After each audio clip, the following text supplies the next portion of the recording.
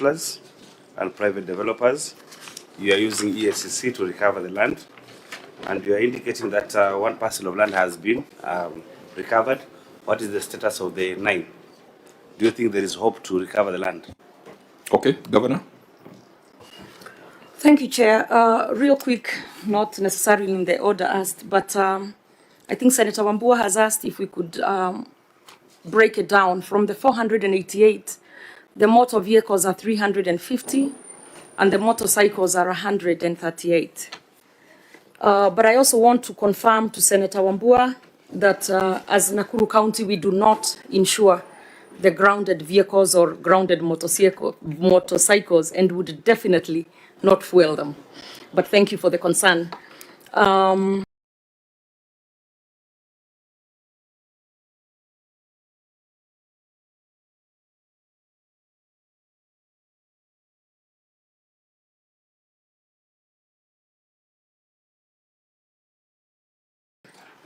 Senator Cherargei, in response to the Senator's question, we are not able to dispose, though we are obviously aware of the process to do the disposals, but we can dispose. So once we have the ownership, then we are able to dispose. So we are waiting to get the logbooks, and then we are able to dispose the ones that are grounded and that do not move. For Senator Keroche. Okay, a quick one on that, just a follow-up on that. So the ones that you have grounded, have you disposed? No, we have not. We have not. Sorry, through the chair. On Senator Keroche's question on the 4 years to transfer from the previous government, we are actually talking about transferring from the former defunct, that's what, 13 years now, about 13 years. So it's not from 4 years. It's not from the previous administration. It's actually from before devolution. But we are in the process, and we had to wait for, we are in the process, and we shall get them completed soon, Chair. Now, Auditor, I think there was a question on why we are keeping them in the assets register despite them being old and unserviceable. I believe with accrual, we are now doing depreciation of assets. So it means that progressively we'll write them down to a point where whichever residual value they would be. Okay. Senator Lelegwe? Chair, when I refer to Annex 2.1, the RTGS, that payment for the schedule for the 218 motor vehicles, when I go to that schedule, there are several vehicles that do not indicate the status and the location or the operational status of that vehicle or the location of that vehicle, but it is in the list that have been submitted for payment for logbook. So how do you submit a vehicle that you don't know the location and you don't know the status? Just go to that list, you will see some.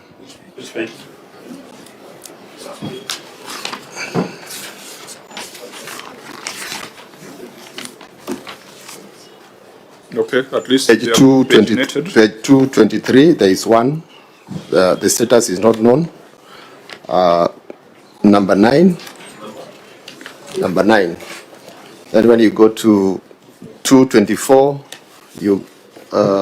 there is 30, 31, there is 34. Then you go to 25. There are several. Oh yeah, so page 223, you are referring to that row number 9?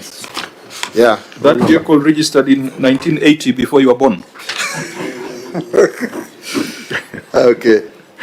Okay. My issue is the list has been submitted for payment for logbooks acquisition. So I'm asking whether you can include a motor vehicle that is not, that the location is not known, and the status is unknown. Yeah, and there are several. I'm wondering, there's one that was registered in 1910. Have you seen that one, Governor? 1910. Number 4. That should be taken to even the number 4. That's actually an asset. Should go to the concourse. 1910. Number 43. Even number 10 is another. It's at page 228. a motor vehicle that was registered in 2011, number 138. It's not, the location is not known, and the status is not known. But I just wanted the governor to clarify whether you've paid for all these motor vehicles included in this list. Okay, before you do that, Senator Omogeni, Senior Counsel, please go on record. Yes, thank you, Chairman. My name is Okong Omogeni, Senator of Nyamira, a member of this committee. I'll also be interested just to know what model these vehicles are. There are so many of them, the ones of 1910. At page 224, there are about 3 of them that were registered in 1910. And the governor has confirmed that it has taken us 13 years, Nakuru County, to know the vehicles came to transfer, or to know which ones to throw and which ones to register. So I think there is some things are not very clear. Okay. No, I'm not saying throwing. Honorable members, let's get back to this. Came 13 years so that I to do this process. With For this Senator process. Keroche's, question, Okay. whether to find out from the governor where we have the Nakuru City County as a full, complete asset register. It will be able to answer what Nakuru has. So maybe the governor can tell us what is the status, so that it is easy to assess. But for the 1910 Senior Council, you can bring concordel guns here in Nairobi. They normally have for the old vehicles. Okay. Even though your last question, this would be the subset of the total asset register. So as to that question, this is the answer of the asset register. But Governor, you may make a quick response, because I think we have more substantive issues ahead. This one, we are just doing warm-up. It's okay, Chair. I will hand over to Mr. Mogoi as far as the specifics of the registry. However, I will point again, maybe I wasn't very clear when I talked about the 13 years. It was not that the county government took 13 years to register, but a lot of this stuff is just coming down from IGRTC, the committee, the Intergovernmental Relations Committee, and previously held by the State Department of Devolution. So as counties, we are just now getting this pushed over or pushed down to us, and now we are doing what we need to do by keeping the full registers. So Mr. Mogoi, you may proceed with the answer.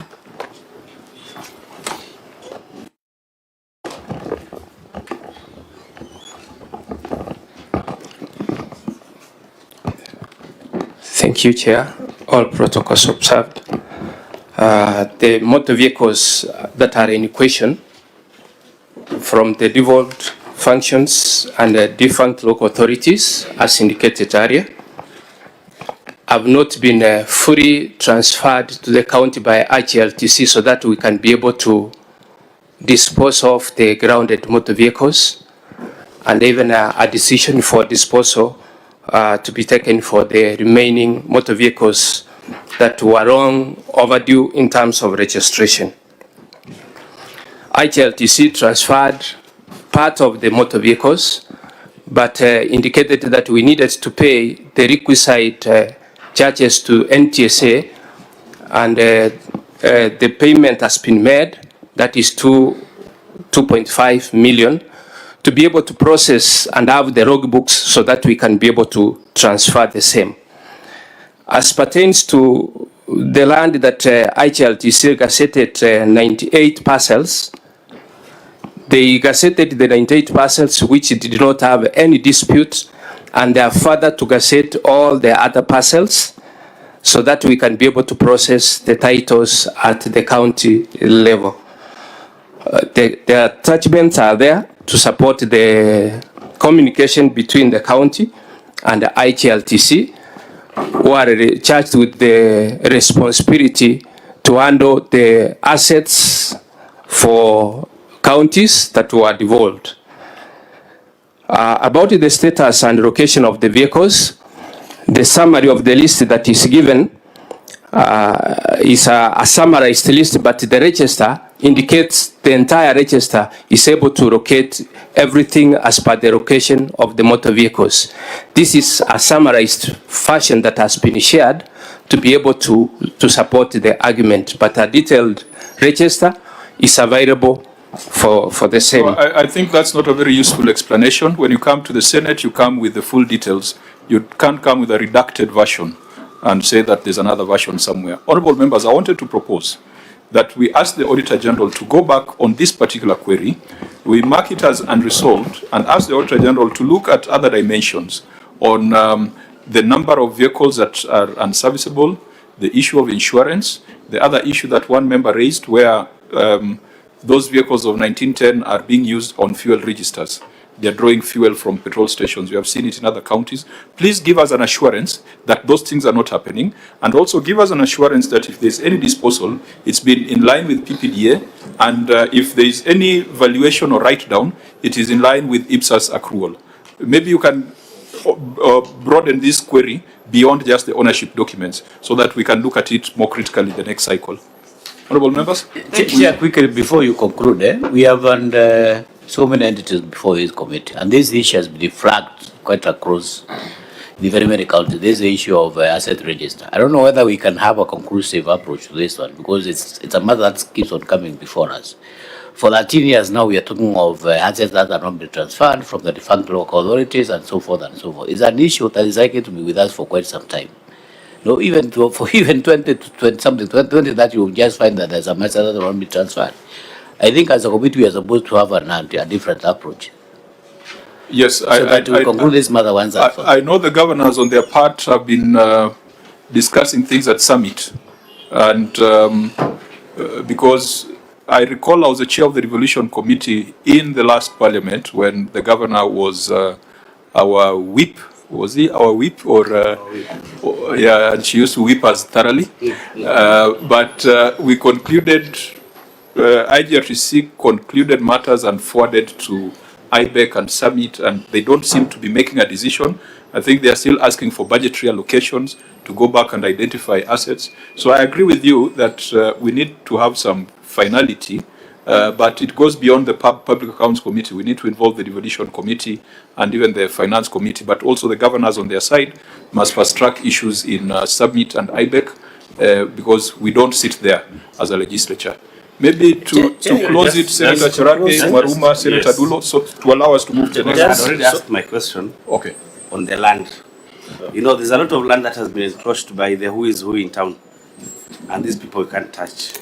I want to find out if these 10 pieces of land that were encroached are some of those pieces that are replicated across Kenya. You can't touch those people. Do you think using ESCC is feasible to get back this land?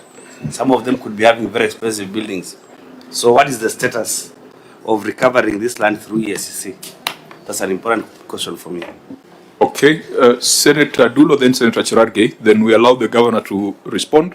You had an intervention, Senator Omogeni? Me, I just wanted whether we are accepting it on record that the county government of Nakuru has made a request to National Transport Safety Authority, NTSA, to issue them with logbooks for vehicles that were registered in the year 1910. 10 of them. That somebody is paying public money to process a logbook for a vehicle that was registered in 1910. Is that what the Senate of the Republic of Kenya is being told?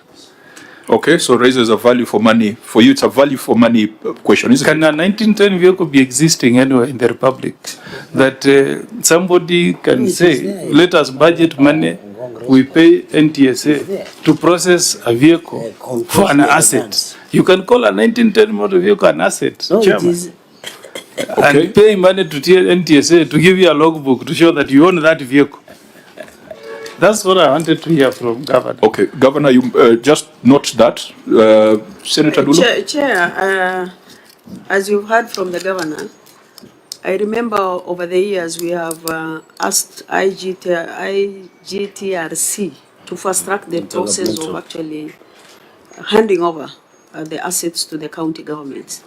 And I believe counties will not be able also to dispose of most of the vehicles unless they are handed over with the logbooks and all that. So as a committee, and I think it's not only Nakuru, most of the counties, they even have vehicles that are scrap metals right now. And even those scrap metals, you cannot dispose them off without the documentation and all that. So from my part, I believe we should be able to call in IGTRC, NTSA to fast track the process of actually handing over all those vehicles to the county government so that they can finalize this matter, because it's taken over 13 years for us to conclude on this matter, which doesn't look very healthy. I thank you, Chair. In fact, on that point, members, if you allow, and Senator Omogeni, maybe we should be telling NTSA to waive transfer fees where the transfer is not commercial, where it's as a result of that constitutional transition. Because why should they charge a fee for transfer of 1910 vehicles? Maybe it's a recommendation we can make, but the governor will advise us, being the person on the ground. To add on that, maybe IGTRC should be able to give us the list of all the property, or rather the vehicles, that are supposed to be transferred to those counties. Then we can have that discussion. Okay. Maybe we can write to them. Senator Wambua, but let's avoid reopening or speaking twice to the question. Chair, we will only speak twice if there is need, and I'm not speaking twice on this, but I'm just wondering what she's saying and what you've just said about the transfer of the logbooks to county entities and the inability or the unwillingness of county governments to dispose grounded motor vehicles. The question that we should be asking ourselves is, there are vehicles belonging to county governments which are owned with logbooks. They have the logbooks, they own the vehicles, they are grounded. Have they disposed of those vehicles? So that the non-disposal of the county vehicles should not entirely be blamed on lack of transfer of logbooks to county governments. It's something that we've engaged on very, very many times here. Why do we have so many vehicles lying in yards, some in garages? They will never be rehabilitated. The ones that they have, their logbooks, have they disposed of those vehicles? Okay, yeah, I think that's a very important clarification. Senator I don't know whether you can direct the OAG on these annexed motor vehicles, because they are burnt vehicles, they are grounded, they are also operational, but without legal ownership. Can you direct, because I can see the locations are not known, the status are not known. So is there a possibility of you ordering that in this, to the OAG, in this year under review, to follow up on status?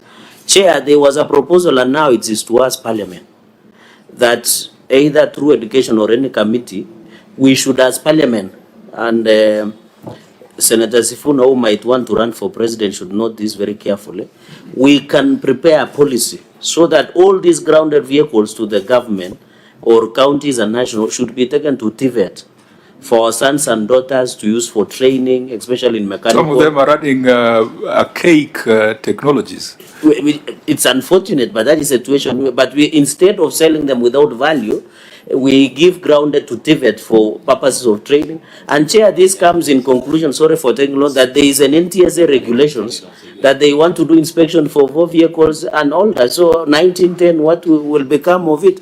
I know those rules and regulations are coming, and the chair of, I know it's not comfortable me saying this, but I should say it, that there are regulations that are allowing NTSA to do what they are trying to do. So I don't know, we are yet to vote. So all these vehicles will have to be inspected by NTSA. Sorry, the report recommended we annul and we celebrate the chair of delegated legislation. So NTSA implementing an illegality. So allow me, Chair, to rest there. Let me not reopen. Okay, thank you. Because the man from Taraka is getting spirited. Let's close the vehicle question and go to the land question. Point that if Cherargei has any ideas, they're in government now. Let them just do those things he's saying that we should do. Because under the next government, we are dealing with electric vehicles and other new technologies. We cannot be teaching our children how to drive a vehicle that was driven by a DC of Nakuru in 1910. That's not possible. So let them just finish. They have 12 months to finish all these things and then they vacate. Yeah, I think the World War I vehicles don't need to be taken to TVETs.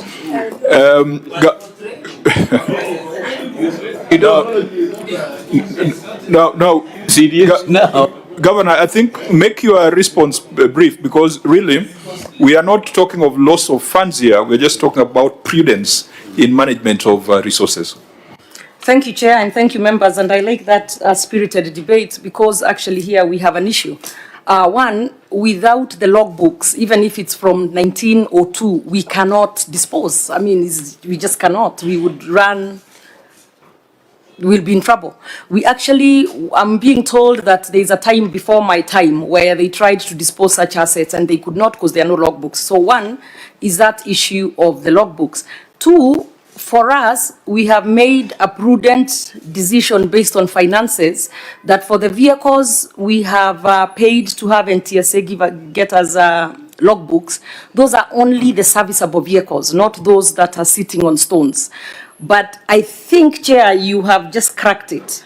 If we could get NTSA to give us waivers on the transfer for those that don't move, maybe at nominal value, then we would be able to dispose of those vehicles, and even if it's 1,000 here, 1,000 there, maybe be able to buy a new vehicle. So that has been a problem. We can't dispose because we don't have the logbooks, and we also cannot go get logbooks for vehicles that are actually not serviceable at all. On the land issue, so that was that on the vehicles. And on the land issue, as we said, we have 10 that we have involved the EACC. Thankfully, one has been returned. The other 9, the investigations are still ongoing. There's also an issue as far as some of the other land from the State Department of Devolution, or where they are not, initially they have to identify the land, value it, and then transfer it to us. So they keep telling us there's no budget. So there's also a financial implication that has made the progress very slow. So those are some of the issues as counties we are facing, but I also agree with you, and I think Senator Dulo said it very well. If you could have the GRTC people before the Senate, perhaps they can help hasten or kick the ball further down the road, because they really hold the key to unlocking a lot of this. And when they are slow, we are also grounded. Thank you, Chair. Okay, Mark, so then we maneuver to the land question, because there's a substantive matter there that will bring up the land issue. Okay, thank you, Chair. I just want to bring to the attention of the committee that when it comes to the transfer of assets, they are broadly categorized into 2. There's the assets held by the defunct local authorities and the assets of the devolved functions. When it comes to assets of the defunct local authorities, there's a Gazette Notice number 2701 of 24th March 2017, which transferred all those assets of the defunct local authorities to the counties as is where is basis. That was done. What is still pending, Chair, is the transfer of national government assets now of the devolved functions like agriculture and health, which were held by the central government then. So, Chair, that's, I think, where we are on that. So on the issue of the motor vehicles, Auditor, keep it in view, broaden it out so that we can establish whether there is misapplication of public funds. Now, coming back to the land question, let's just, so that we base everything on the report that is before us, let us go to the audit finding on closure of Nakuru War Memorial Hospital, because therein there is a matter relating to leases. Perhaps that will now help us to understand the issue of land ownership and transfer in Nakuru. So, Auditor General, it's in the audit certificate is under emphasis of matter, closure of Nakuru War Memorial Hospital. Thank you, Chair. The report is on emphasis of matter number 2, closure of Nakuru War Memorial Hospital. As reported in the previous year, Nakuru War Memorial Hospital sits on a plot number, Nakuru Municipality Block 11/107, that measures approximately 11.25 hectares of also host Nakuru County Referral and Teaching Hospital, Nakuru Annex Hospital, and the State House landfill. The land was leased to War Memorial for 99 years from 1st May 1922. However, the facility, which is a level 4 hospital, has remained closed and idle since the expiry of the lease due to ownership wrangles between county government and Nakuru War Memorial Hospital management that is subject to court case which is ongoing. The hospital has various installations, equipment, buildings, and other assets which are worth millions of shillings, which the national government and county government have invested in over the years. These assets risk obsolete, unserviceable, or being lost or misappropriated due to many years of being idle. In the circumstances, the value for money on the funds also invested in the hospital cannot be achieved, and the residents of Nakuru County and its environments are being denied the intended benefits of the hospitals. Thank you, Chair. Governor, your response? Honorable Chair, the matter is still active in court. Sorry, Appendix 2.1, the case number Nakuru E077 of 2024. Sorry. I think it would be useful, Governor, for you to read what is there on the fourth, that column before the column that you read out. Management responses at 5th February 2026, and maybe it's just confirm the page number. Sorry, page 366. I'm sorry. Okay. Just read your first management response and then the steps taken so that we Sure. get the totality. Sorry, Chair. Okay. Honorable Chair, there is an active court case involving the county government of Nakuru and the War Memorial Hospital. There is a court order number E077 of 2024 by the Court of Appeal directing the reopening of the hospital, and a joint committee was formed with representation from the county government and the defendants. The joint committee has since been established as per the court order, and deliberations are ongoing. Appendix 2.1 is the court order, and Appendix 2.2 are the appointments. So, Governor, wouldn't it be useful for you to tell us this joint committee as directed by the court, which you are saying has been formed with representation from the county government and the defendants, what is it supposed to achieve?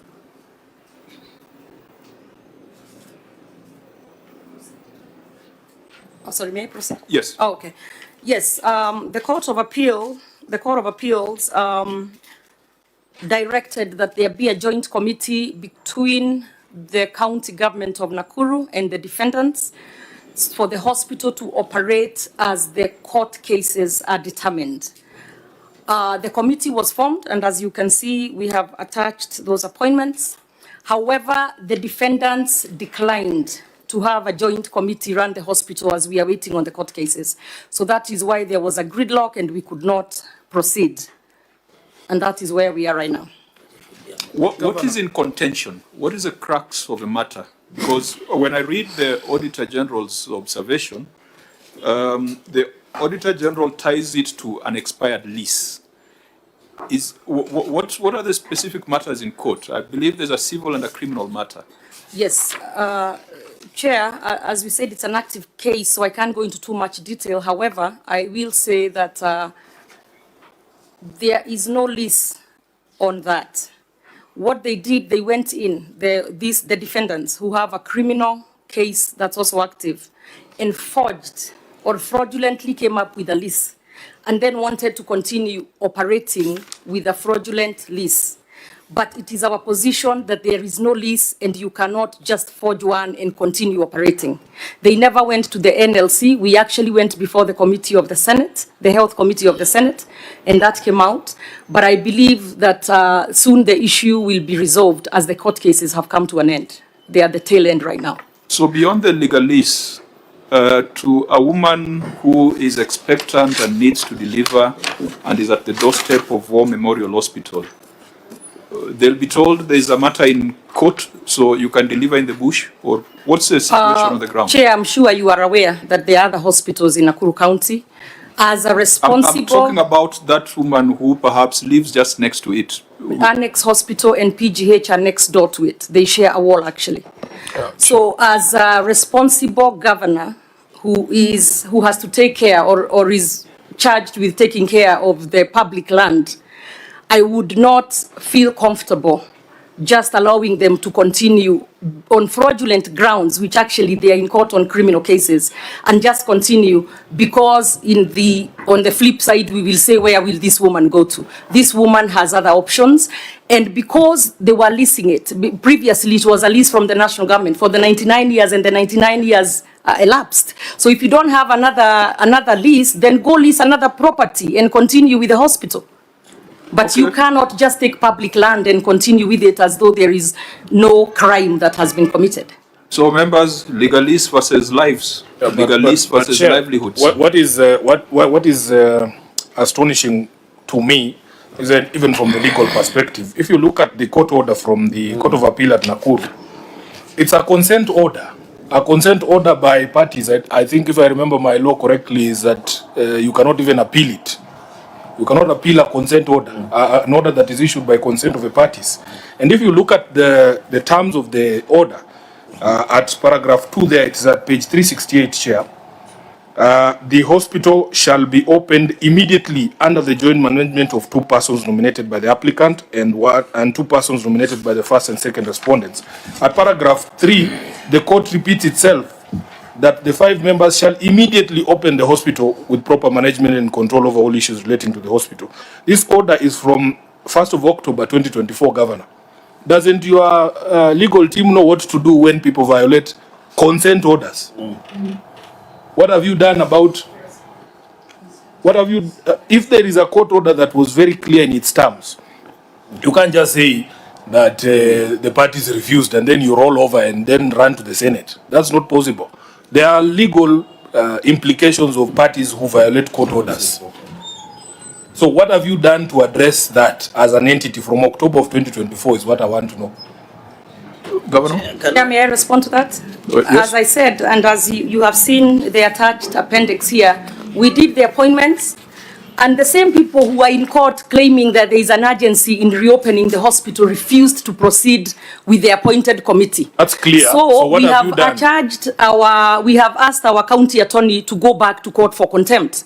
But you also cannot come and say that you need the hospital opened today and then refuse to do what the Court of Appeals has said. Governor, those other parties are not here. And the chair's concern is that woman who lives next to the hospital who needs to use that hospital. If we have agreed that the hospital is going to be opened immediately, from October of 2024, we are now in July of 2026. Yes. Governor, you can't sit there and tell us that today is when you have instructed your council to go back. When did these people violate this court order? Since then, they were called by my people to come and open the hospital, and they declined. They said they will not participate. Our concern is not what they have done or not done.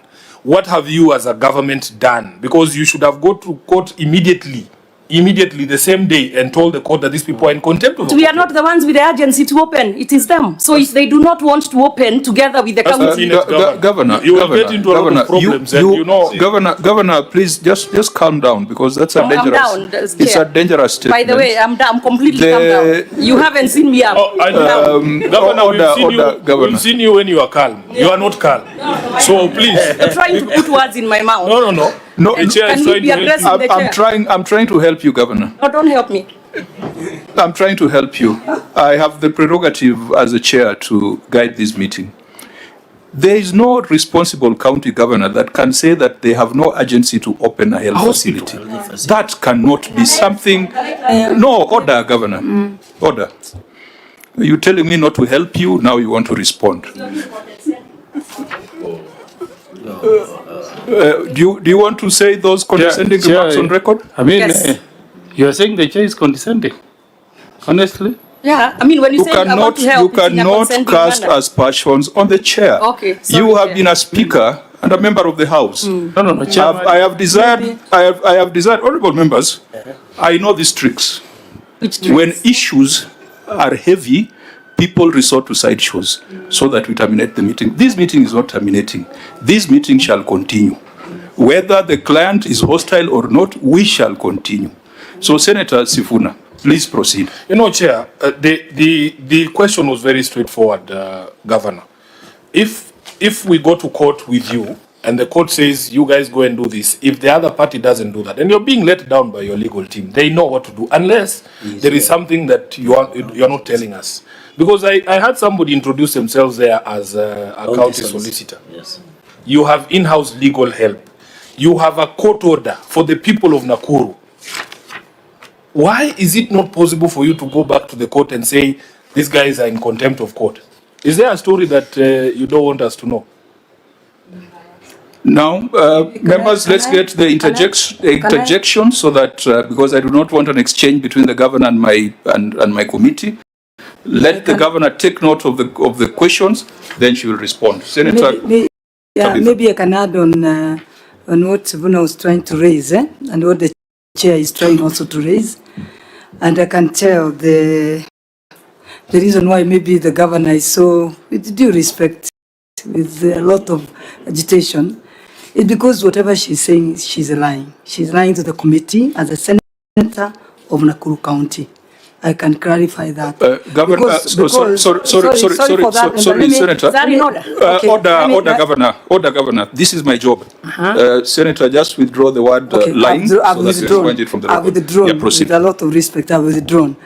But the War Memorial Hospital has a genuine list. I want to put this in record so that after this you can know what to do, so you can help the Nakuru people. Has a genuine list. The War Memorial Hospital has 10 court orders to be reopened, that hospital. I've just heard from our governor, from ex governor, that it is the joint committee on the side of the War Memorial. They are the ones who refused to come for the meeting. But for me, what I have on my table is that your side of the county government, in that committee, they are the ones who've been frustrating that joint committee to do the needful, or what they've been directed to do by the court. And what now I have, the report I have on my the report now I have is that there is demolition of buildings and properties within the hospital, and it is sad that it is being done out of the offices of the county government. I don't know whether you're aware of that. And then, are you aware that that act that they are doing is criminal? These are criminal acts. And what is the motive of the demolitions of the hospital? So to me, to the chairman now, is to ask. I know the health committee. I took this matter to the Senate, and the health committee were directed to take up the matter. They didn't do anything when they came to Nakuru. They just went round and round, entered the office of the governor, went to Baringo and left. But then now, I think the Nakuru County people want that hospital reopened. I know there are many hospitals, what the governor is saying, but it has been reported that our hospitals are congested. 3 women are lying in one bed, even after giving birth. It's known that they've been congested. So we need that hospital to be reopened, because the services that we used to give, it is the same services like the ones we come all the way to Nairobi Hospital. So our people now are being referred maybe to go to Eldoret, to other neighboring counties, where we know the War Memorial used to serve, even the neighboring counties, and it was one of the top hospitals. So if the courts have directed that hospital to be reopened, I think Her Excellency has the liberty to ensure that that hospital is opened. And being the lawyer, it's better than me. Me, I'm not a lawyer. Me, I'm just a business person. The way the control of budget is trying to show that there is a lot of things being wasted there, running out. There are machines in the hospital, and they are all running out now. So, and it's about 2.5 years that hospital has been closed. The courts have stocked. Even the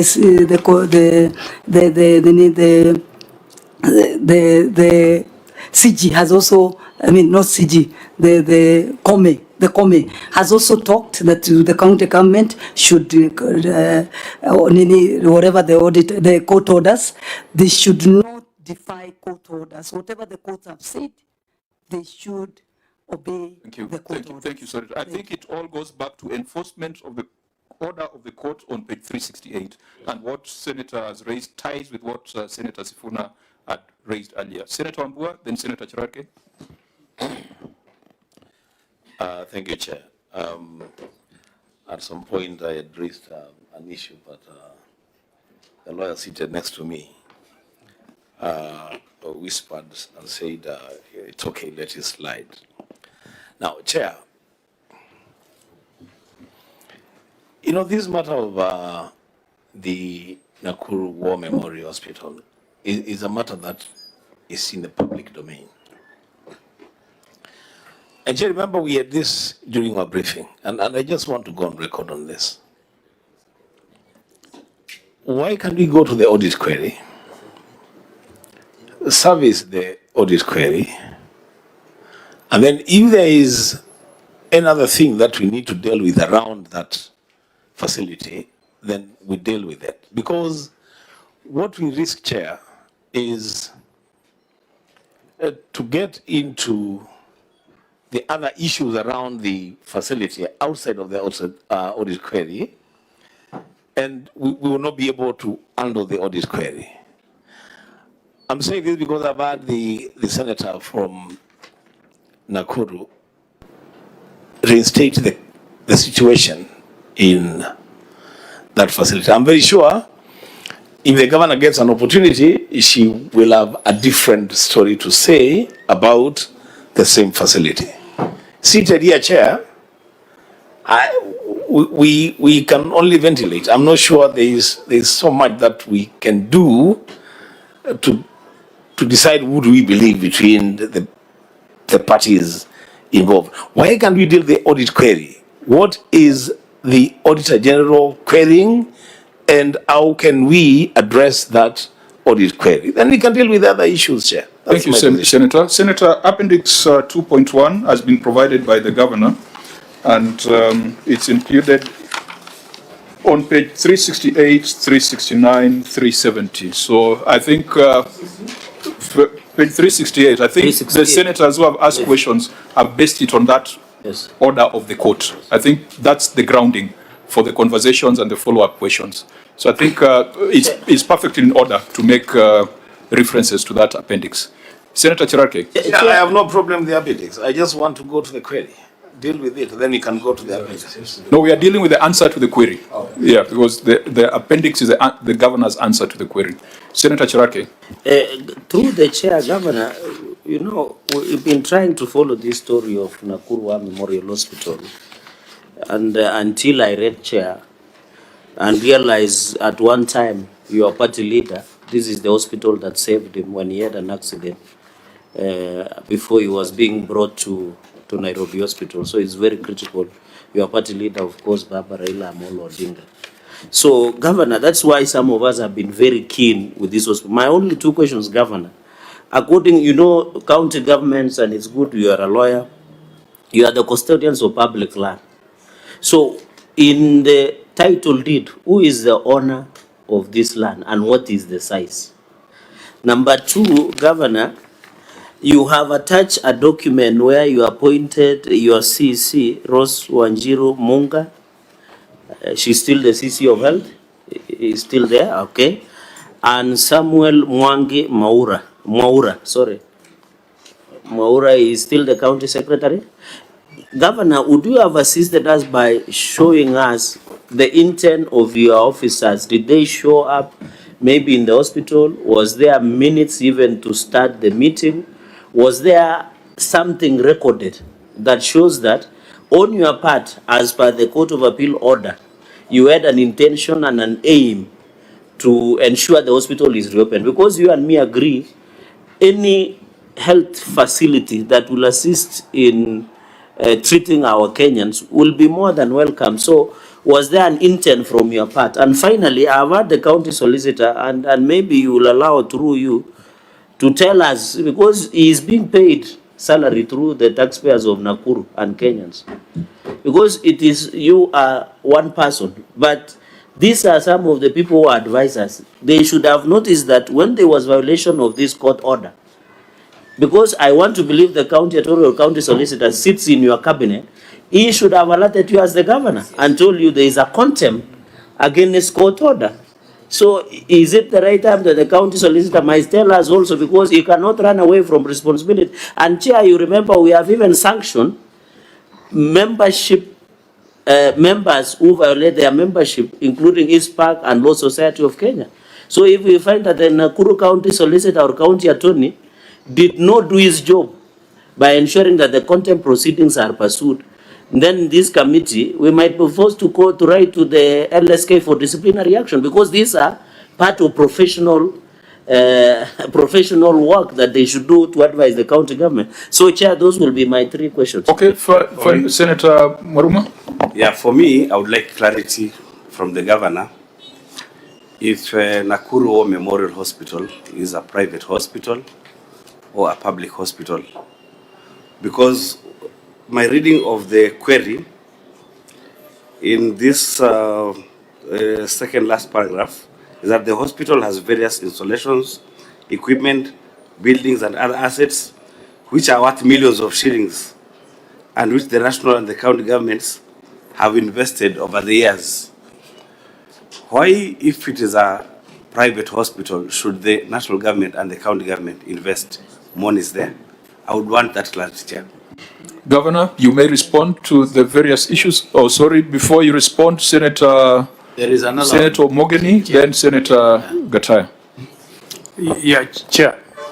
I'd like to know from Governor. This matter was in court on 1st of October, 2024. Yeah? And the court directed that parties were to appear in court on 7th of October, 2024 to confirm compliance. And the third directive was that this matter was to be heard before the High Court and be concluded within 60 days. Meaning, Chair, that even the High Court appreciated the urgency of this matter. And we know our health facilities are really not able to meet the demands of Kenyans. And I mean, if you really have the interests of your people, you will understand that we don't have enough medical facilities. So from this date, 1st of October, 2024, you appeared in court formation, no compliance. 60 days for the hearing of the matter is over. We are now in July 2026. What has the county government done to ensure that this matter is concluded one way or the other? Okay, Senator Gataya. Chair, we are treating 2 conflicting statements that Memorial Hospital has a genuine lease away from the one that expired of 99 years. Then we have another statement that tells us that that lease was fraudulently acquired. So I don't know which one we are supposed to consume as a committee. Those are 2 conflicting statements. Okay, if I were to give directions, we have already been informed that the criminal proceedings are on the validity of the lease. So to go into it will be sub judice. So we'll set that aside. It's a matter that is before the courts for determination. Senator Adulo? Chair, we are really taking a lot of time on this matter. And the concerns raised by the Auditor General is on the value of the land, or value for money, which I believe genuinely, even if the land was allocated by national government then, right now it is owned by county government. It's important to pursue that matter to get a consideration on the property that is in hand. Number 2, we have also to look at the service delivery, which is also critical. Of course, looking at the population of Nakuru. I think Governor should tell us how far she has pushed on the matter of the decision of the court, because there is contempt of court in this particular matter. If she gives us evidence, then we can be able to give our way forward as far as Auditor General report is concerned. I thank you, Chair. Governor, you may respond. Thank you, Chair. Thank you, Chair. One, I still hold my position that we did what the court had asked us to do, which was appoint members to this joint committee. and the county did that, and you have seen the attachments. But I am also saying, I'm also saying that the defendants have frustrated the reopening of the hospital jointly because they feel that it should be just them running the hospital. And again, I still hold my position. Health is devolved. That land, the lease expired. We have a new constitution. The land reverts back to the county. Number two, there was a question as far as how big that land is. It is 27 acres and also includes most of State House, Nakuru. It was part of that title. So we have that landing area for State House. We have another of my public hospitals, the Annex Hospital, that's on that title as well. So I will not sit pretty and not fight to make sure that the land reverts back to the people of Nakuru County. So that's important. The cases are still going. I am told we are almost at the tail end, so the determination should be coming here soon. We did go in front of the Senate committee, and if I am not wrong, the Health Committee, I believe Senator Omogeni sits in that committee. The Nakuru senator has also claimed that when they came to my office, the issue disappeared. Well, we have one of them sitting here, so he may know or may not know. So I don't know what that implication of that statement was. Yeah, Governor, let's just restrict ourselves to the audit issues. Sorry. Yeah, I was responding. You know, Chair, these are serious issues that have been raised, so I need to respond. So as far as talking about 3 women lying in the same bed, it is not true. But sometimes we like to throw things out there, because especially health, some people feel that it's more emotive. So if we come up with imaginations, then maybe it's gonna stick. So at the end of the day, I am just disappointed, and I will say it, that the senator of Nakuru is holding brief for criminals in a criminal case. Order, Governor. Governor, order. You cannot make those kind of allegations on a senator sitting in the Senate. You know the rules. You've been the Speaker of a House. Can you withdraw those comments, Governor, that the senator of Nakuru is holding brief for criminals? That cannot be accepted. But luckily she's here. She can say yes or no. Order. I am the chair. Order. My duty is to enforce order. Governor, you will withdraw those comments that the senator of Nakuru is holding brief for criminals. When she called you a liar, I told her to withdraw. Please follow suit and withdraw so that we can proceed. Okay, she's holding brief for the defendants. Is that better? Governor, please just withdraw. I didn't ask you to paraphrase. I asked you to withdraw so that we can proceed. This is a house of order. Okay. I will not accept any member here or even you, Governor, being accused of illegalities. I will defend and protect you. I will defend and protect my senators. Please go on record. If I can substantiate. Please go. You want to substantiate? By her own statements. She's holding brief for that instead of for the public land. So it is your view that you want us to spend this session on substantiation of your allegations? We can. It is not a useful application of the time of the Senate. It's not useful, but I was ready. Because you also said I'm saying that so we can close down the meeting. I can be here until 6, substantiating. Governor, but it's okay, I will withdraw. Fine. Now you can proceed. For criminals, I will withdraw. Now you can proceed. Okay. So, Chair, maybe some of it may say, some senator may say I'm agitated or that we are bringing sideshows. It is not sideshows. It is just I feel very strongly that as a governor of Nakuru County, it is my duty to make sure that public land is not fraudulently taken by people and then come back and say, because it's a hospital, we must let them continue. So yes, we have, our county attorney has been instructed. The rules of sub judice in the standing orders bar us from discussing matters that are substantively before the courts. Yes. The issue of ownership, the issue of legality of leases is part of the criminal proceedings in court. Yes. Let us not discuss them.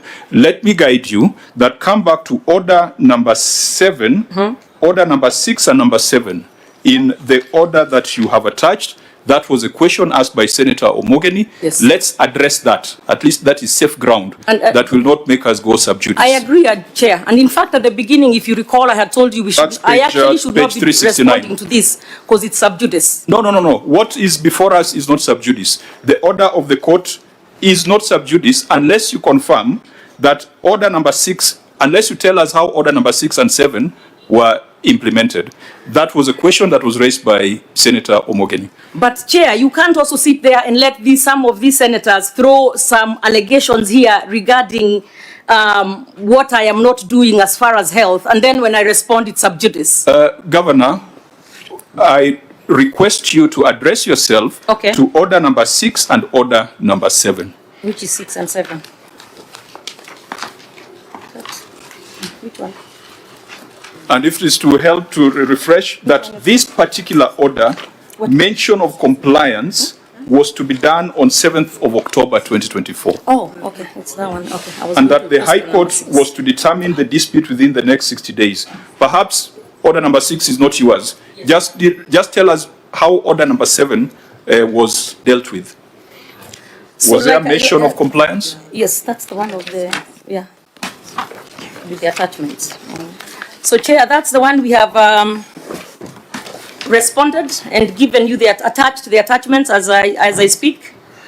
And as a county, we have done what the court required us to do, which was form or participate in the formation of that joint committee.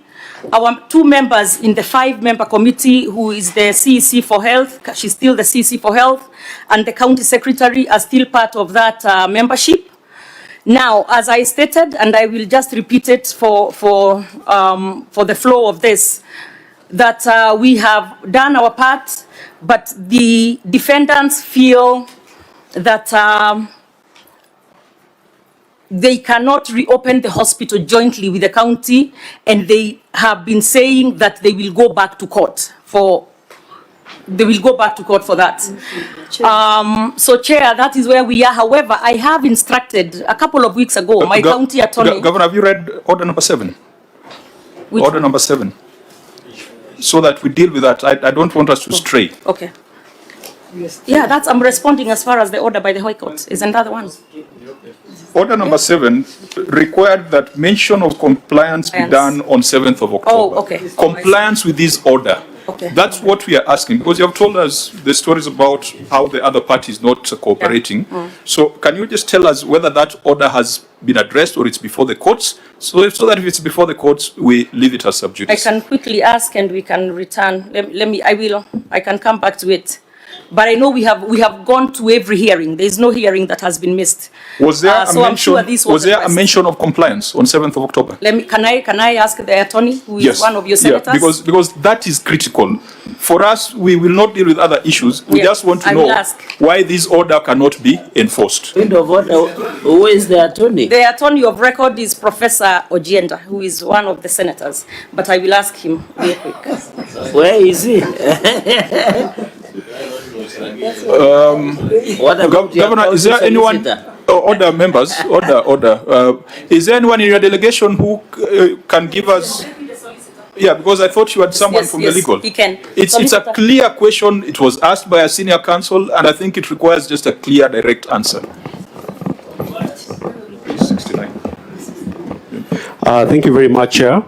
The matter I can confirm that on that particular date it didn't come up for compliance, but it's coming up on 22nd of this month for the ruling of the applications. Senior counsel? You see, Wakili, compliance means that you have to tell the court whether order number 2 that required the hospital to be opened had been opened.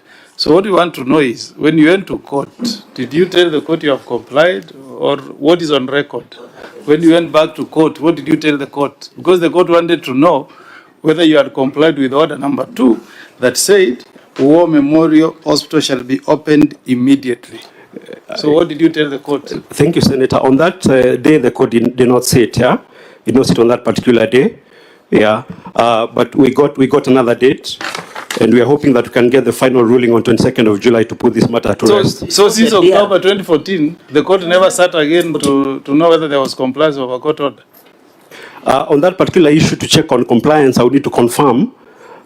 My God, you are letting down your governor. Terribly. Yes. Terribly. Since 24, we've gotten 10 court orders to reopen that hospital. Yeah. Every time the court says, So honourable reopen, members, I thought we were going to get some substantive Governor, answer on that. So members, that is the situation. We shall be the judges. That is why the good advocates, we should take it up with the membership, with the Law Society. And Governor, that explains why you had to look for Senator Professor Tom agenda. Yeah. Because, because if you are in House Council, cannot answer something that says just compliance. Can I add? Okay, order members. I wanted to add on something on Cherangei. Okay, now let's You've been calling for the RSK. Yes. Let it go into record. RSK demonstrated in the Nakuru, and before they reached the office of the governor, they were beaten with stones by police. It's good to go in record. Okay. Senator Tabitha. Very serious Senator matter. Tabitha and Senator Cherarkei, we have the order before us, which has been adduced as evidence. Order members. We have the order before us, which has been adduced as evidence of progress made to reopen the hospital. It has been stated by the governor under oath that the hospital is not yet open because of non-cooperation of the other partners. But we have also seen clearly in the order that there was supposed to be a mention of compliance, which was not done. We will then have to sit down and interrogate where the problem is. Is it in the judiciary that did not bring up the matter for mention? Is it the county that sees no sense of urgency? Or is it the other party? We as judges on this matter, we do not have to pronounce ourselves, but we have all the facts before us. We have all the records before us. Let us restrict ourselves to the issue of value for money. Let us restrict ourselves to the issues of public interest. And let's allow the courts to deal with the issues of ownership of land. But I think from where we sit, it sounds unconscionable that you will have a hospital that is fully equipped, that is shut down as a result of legal disputes. That is not prudence. That is not the definition of prudence as per the Constitution and as per the PFM Act. So, members, we can leave it at that. Let the citizens of Nakuru be the judge on who is at fault on this. Senator Cherarkei. I thought the issue is about lease, but not ownership of the land. I thought that should come out. Members, we benefited from the earlier brief. The question of lease and ownership is an active matter in court. Okay. So we leave that for the courts to determine. I think the matter that we can address is value for money and prudence in application of public resources. Now, members, can we make some progress? Yeah, may I? Just one minute on that. Because I did say that I will ask the substantive attorney on the case. And I have the answer that actually they were in court yesterday. And we have closed our case. So we have completed our part. The issue of compliance is a substantial part of the trial. So even by discussing it so much, it's sub judice. And because the case has come to an end, and as you have heard, the ruling is on July 22nd. I think it would make sense to wait and see the outcome of the case then, because it's been a lot of litigations. There's actually a lot of cases pending based on this, but this is the main case. But just for the record, as I conclude, the same cases, the same issues happened in Machakos and Kakamega, where such hospitals were such people tried to fraudulently take these hospitals. So Nakuru is not unique, and we shall not give up on fighting for the rights of Nakuru people. We shall give specific recommendations for Nakuru County, because that's the entity before us. Honourable members, I want us to move on to the other residual matters. We had come from the motor vehicle ownership to the land ownership, and we came to this matter of Nakuru War Memorial. Now, let's go back to the other issues of numbers. Auditor General, you had flagged unaccounted disbursements to another county fund. You had advised that the 1.96 billion queried there has now been accounted for? Yes, Chair, that one has been accounted for, but we combined it with the question number 8. That's what's talking of lawfulness of retaining monies for the public facilities, non-compliance with the Finance Act. Okay, so for avoidance of doubt, and for those who do not have the documents before us, the 1.96 billion were transferred to which entities? Public health facilities. And have these public health facilities prepared their financial statements? They prepared financial statement. Chair. So they will be subject to audit? They had already submitted the audit, and we have verified the bank statements that the county provided, and we traced how the money was disbursed to the facilities. Okay, so then we look at non-compliance with Facility Improvement Financing Act. You can read your finding.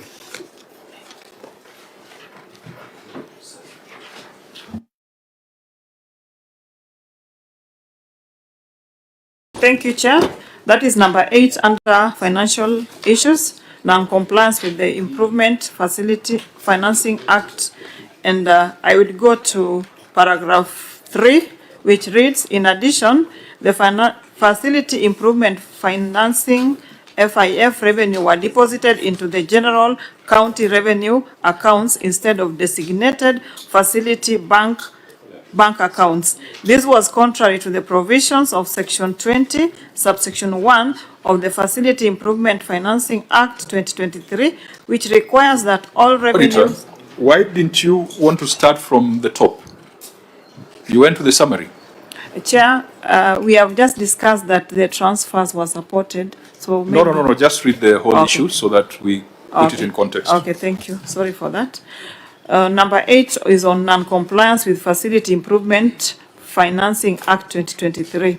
Review of county records for level 4 and 5 hospitals revealed that 16 facilities collected 1.79 billion and transferred a nil amount to the county revenue fund. Further available records indicate that the amount of 1.7 billion was disbursed to 16 hospitals from the Facility Improvement Fund collection account. However, the hospital financial statement reflected... Just for order, because we will transcribe from the answer. Why does the OAG read the entire amount so that it's captured? Because she's just saying 1.7 billion. I thought it's good so that when we are transcribing, we capture them. OAG, just read your finding as is. Okay, let me start again. Review of county revenue fund for level 4 and level 5 hospitals revealed that 16 facilities collected 1,797,785,103 and transferred nil amount to the county revenue fund. Further available records indicate that the amount of 1,797,785,103 was disbursed to 16 hospitals for the Facility Improvement Fund collection account.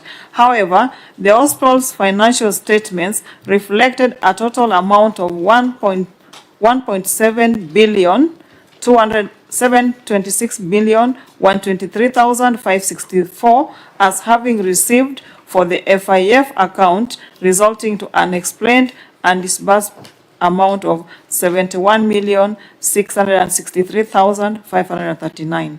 Further, the county government of Nakuru receiver of revenue statement reflect transfer of to another county fund FIF amount of 1,960,729,790, which is at variance with the county records amount of 1,797,785,103, resulting into unexplained variance of 162,944,687.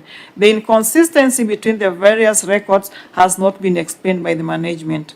In addition, the Facility Improvement Financing FIF revenues were deposited into the general county revenue accounts instead of the designated facility bank accounts. This was contrary to the provision of Section 20, subsection 1 of the Facility Improvement Financing Act 2023, which requires that all revenues collected by health facilities be retained in designated FIF accounts utilized strictly for approved operations and improvement activities. In the circumstances, the accuracy and completeness of county revenue amounting to 1,797,785,103 could not be confirmed. Thank you, Chair. Governor, you may respond.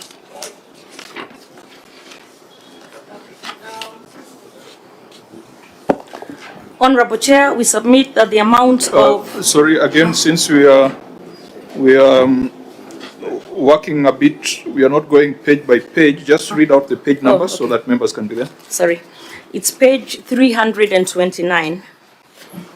Honorable Chair, I'll let them find it.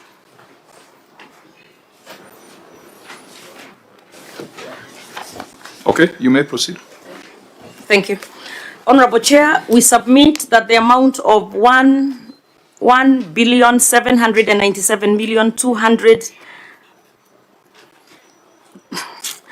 how do you read it? 1,797,211,998 was the amount collected by the 16 hospital facilities. Appendix 8.1 is the audit certificate. Kenya shillings 1,960,729,780 and 90 were total disbursements to other county funds, that is the FIF operational accounts. Reconciliation of transfers to another county fund. Details, opening balance as of 1st July 2024, 399,994,975. Add collections of 1,797,211,998. Less closing balance as of 30th June 2025 of 234,606,002,987. Less bank charges of 1,874,195. So total transfers to another county fund of 1,960,729,790. And the county fund is the FIF operational accounts. So details. Total transfers to another county fund is the 1,960,729,790. Less collections, 1,797,211,998, and the variance of 162,944,687 and 87. That is Appendix 8.2, analysis of the reconciliations. The management has taken the following steps: prepared and submitted a reconciliation statement to the auditors for verification. Appendix 8.3, forwarding letter of management response. Auditor General, the unexplained and disbursed amount of 71,663,539, has it been explained? Yes, Chair, this has been explained because at the close of the financial year, the various hospital facilities had a closing cash book balance, which was not taken into consideration during the reconciliation. And when we reconciled with the reconciliation, they are provided, the issue has been addressed. The unexplained variance of 162,944,687, has it been addressed? Thank you, Chair. This one has been addressed because this receiver of revenue statement was projecting the analysis from the receipts that were in the system, but the money that was transferred to the county account has been reconciled with the statement that had not On the been third transferred. question on lawfulness, compliance with Section 21 of the FIF Act, has that been addressed?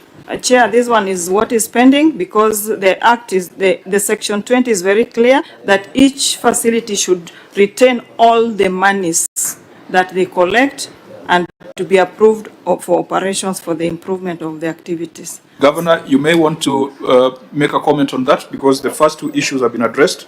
There is now the issue of compliance with Section 20 of the FIF Act. Well, thank you, Chair. I'll hand over to my CEC Finance. Proceed. And for answered purposes, just restate your name and your designation. Stephen Jogo, CEC in charge of Finance and Economic Planning, Nakuru County. Since March of 2025, we are in compliance. We opened the FIF Nakuru County FIF Revenue Collection Account, and at the same time we opened Nakuru County FIF Special Purpose Account at the CBK. So you have complied from March 2025? Yes.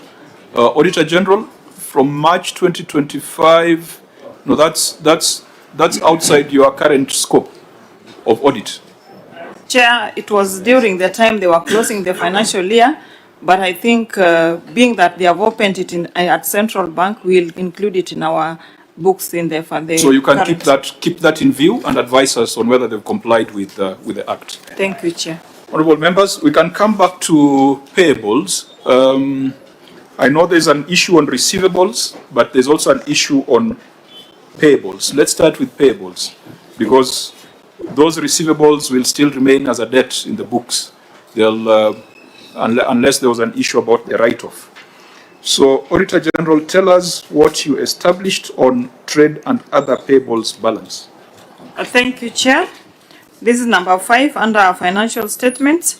The statement of financial position reflects trade and other payable balance of 6,486,882,856 and a comparative balance of 1,478,761,394, which reflect an increase of 5,007,325,462 for the year under review as disclosed in Note 32 to the financial statement. However, review of the supporting schedule reflect balance of 5,843,012,076, resulting to unexplained and unreconciled variance of 643,070,092. In the circumstances, the accuracy and completeness of trade and other payables balance of 6,486,082,856 could not be confirmed. Thank you, Chair. I believe there's another finding on trade payables. Is it coming under lawfulness? Yes, Chair. It's coming under lawfulness. Long-standing payables. Yes, it's number 1 under lawfulness. Can you just read it so that we deal with this issue of trade payables jointly? And members, you can also look at Note 32, which we usually analyze the aging analysis of the debt, so that we deal with this issue of pending bills collectively. Thank you, Chair. Number 1 under lawfulness is long outstanding trade and other payables. The statement of financial positions reflect trade and other payable balance of 6,486,082,856 as disclosed in Note 32 to the financial statement. However, review of age analysis revealed that there was a balance of 1,478,761,394, or 23% of total payables have been outstanding for more than 1 year. This was contrary to Section 53, Subsection 8 of the Public Procurement and Assets Disposal Act 2015, which states that an accounting officer shall not commence any procurement proceedings until satisfied that the sufficient funds to meet the obligation of the resulting contract are reflected in the approved budget estimate. Further, failure to clear trade payables in the year to which they relate distort the budget of the following year as they constitute to a first charge on the budget. In the circumstances, management was in breach of the law and the county executive runs the risk of incurring significant and unqualified costs on interest and penalties associated with delays in settling the invoiced bill. Thank you, Chair.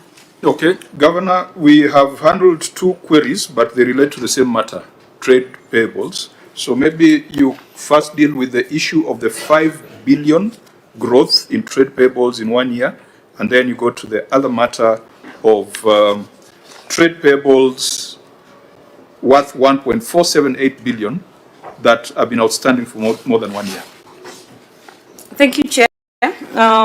To the members and everyone, it's page 309, the first one, 309. Honorable Chair, the variance amounting to 643,070,092 relating to grants and transfers to other entities was not reflected in the trade payables schedule, but it was appropriately recognized and disclosed in the statement of financial position. The management has taken the following steps. 1, the trade payables schedule figure of 5,843,012,764 has been adjusted to incorporate the variance of 643,070,092, hence reconciling with the statement of financial position figure of 486,082,856 as per the schedule provided. Appendix 5.1 has the reconciliation statement. In addition, management has undertaken several capacity building workshops for accountants to strengthen technical competencies, particularly in the application of IPSAS 33 and other relevant accounting standards. Appendix 5.2 has the IPSAS training. I go straight through to the next. Maybe we can ask questions on this, then we go to the other one of the aged debt. Auditor General, does that response address your concern? Thank you, Chair. The response was addressed because most of the variance that we were querying were the payables, the money that was to be transferred to various fund accounts, which has since been provided. Thank you, Chair. Now, so that deals with 643 million. Yes, Chair, they have reconciled. But the bigger question, Governor, is how you close a year with a debt of 5 billion under 1 year. What were the circumstances? Because the prior year, the opening balance was 0. And this year, 5 billion was debt less than 1 year. The prior year opening statement balance was 1.4 billion, and then you close the year at 6.4 billion, which indicates that your pending bills, what we usually call pending bills, has grown by 5 billion. That's what percentage growth is that? From 1.4 to 6.4. That's almost a 4 times growth. What were the circumstances, and what is the plan to settle that 5 billion debt, and what has been achieved so far? Oh, thank you, Chair. I'll turn it over to the CC Finance. CC? Thank you, Chair. During the close of last financial year, there was a change in financial reporting, where the controller of budget required us to report anything that was not covered or paid by close of day on 30th June. And most of these were even monies that we had already requisitioned and we are waiting for the controller of budget to approve. But most of it has been paid. As we are talking now, the bill is around 2.1 billion as of close of May this year. Do you have any evidence of payments made during the year? Yes. So recite them in the as appendices in these documents. I didn't. is there evidence payment before us on the payment progress? It is in my second and third quarter financial and non-financial reporting to the National Treasury and Control of Budget, which we can provide. So probably you are responding to 642 in this. The whole figure of 6.4 billion. I think what you've tendered is to close the gap of the unreconciled variance of 643, but this is a supplementary question on how you closed at 5 billion, and you are saying it was a cutoff. Now, how did this cutoff only affect Nakuru and not other counties? Because we have seen 46 other counties, and none of them has reported that kind of figure. And where they have reported that kind of figure, they have given reasons of late disbursements from the exchequer. Now, you are giving a completely different technical reason. Chair, if you look at it, if you get the exchequer releases late, you are not able to pay within the month of June.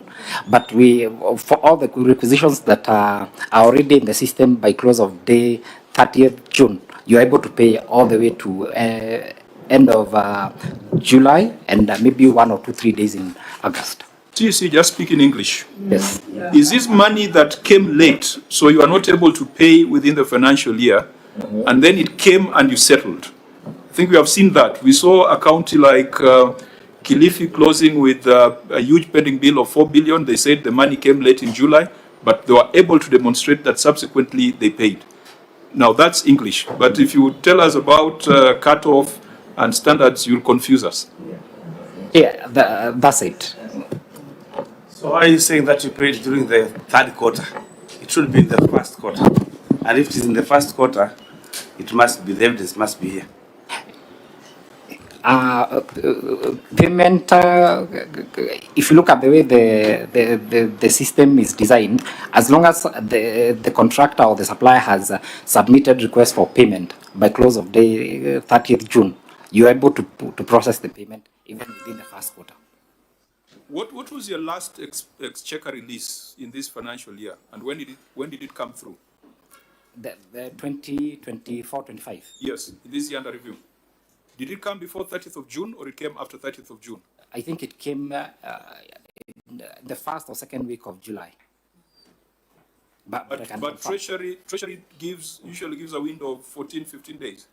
Or Treasury, was this different in this financial year? Chair, it's true the exchequer for that specific year left the first week of July, but the counties earned all the way to 15 to make the payments. So they consumed the exchequer. It may have seemed as if it was late, but it was used in the specific year because the budget is opened for the previous year to consume the money that was for the previous year. You see?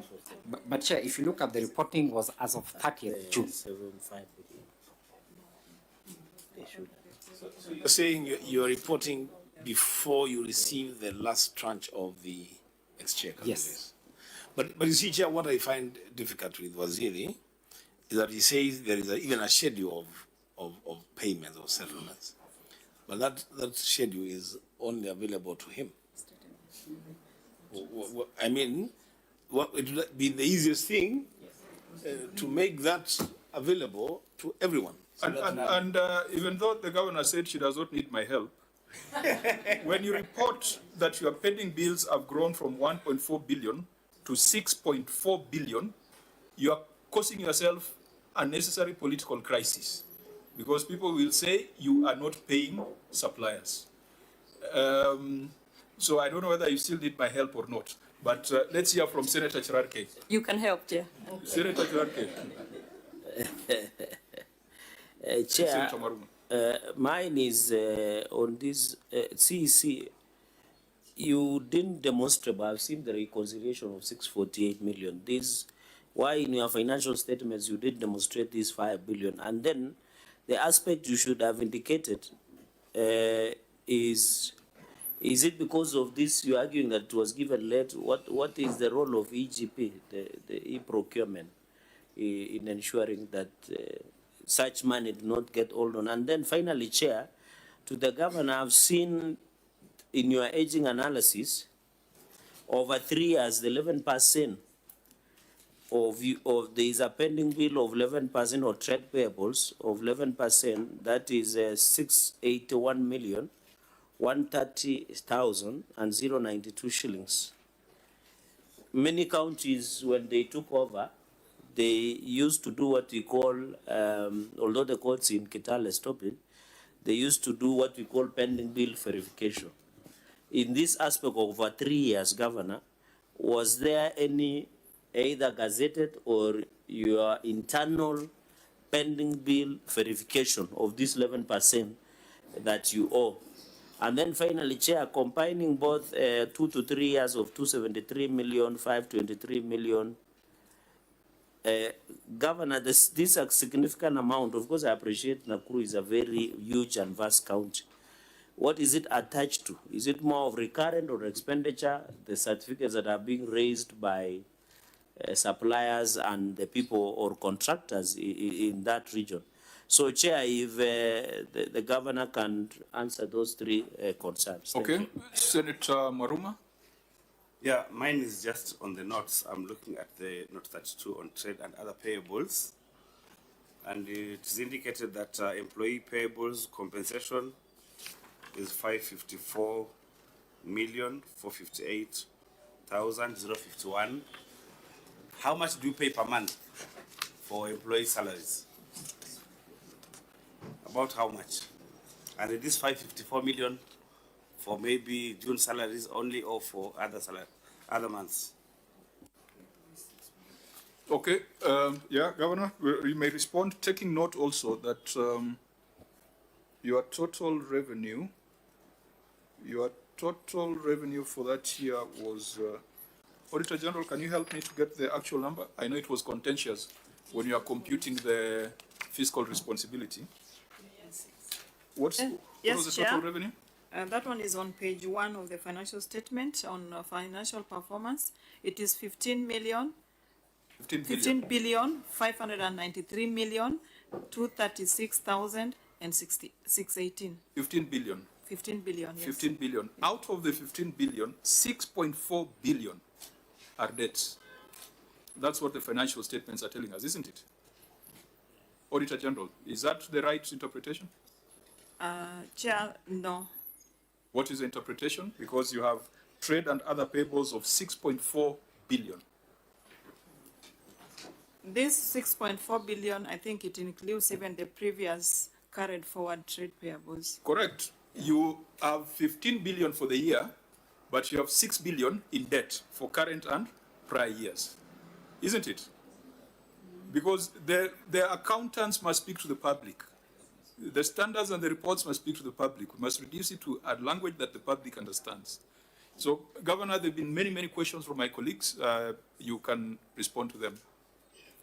Okay, I'll say it in general, and then if there are specifics, I'll turn over to my people. One, that's a good question on the 6 billion or is it 5 billion? Part of that is salaries, because when the money comes after June 30th, it is paid the next financial year. So it would look to you like a pending bill, but it's truly not a pending bill. It's just salaries. The cutoff of June 30th then messes with that. I think that was the first year of accrual accounting. And then part of the other stuff, part of that bill, my salaries, by the way, I think a senator asked that, is about 600 million or about $500 million per month. And then part of that money too is requisitions for suppliers after the cutoff of June 30th. So a lot of it is then processed and paid within the month of July of that, because also our money comes in late. And I want, for the record, actually even Standard and the Star ran something on us and said Nakuru was number 2 in paying pending bills. So we don't play about pending bills, we pay them. But this has a lot to do with the accounting system that was in place, or that's in place.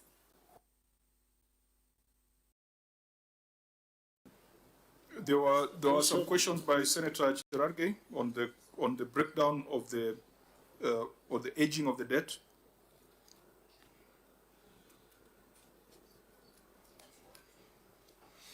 And again, Sorry. And again, we are complicating a very simple question, because what perhaps you ought to have demonstrated without getting into too much jargon is that late disbursement and confirm how much it was, and then provide evidence that when it came, it was eventually applied to pay staff, it was eventually applied to pay trade payables. I think that would have clearly given a way forward. But if we make it a technical thing, then we get lost in it.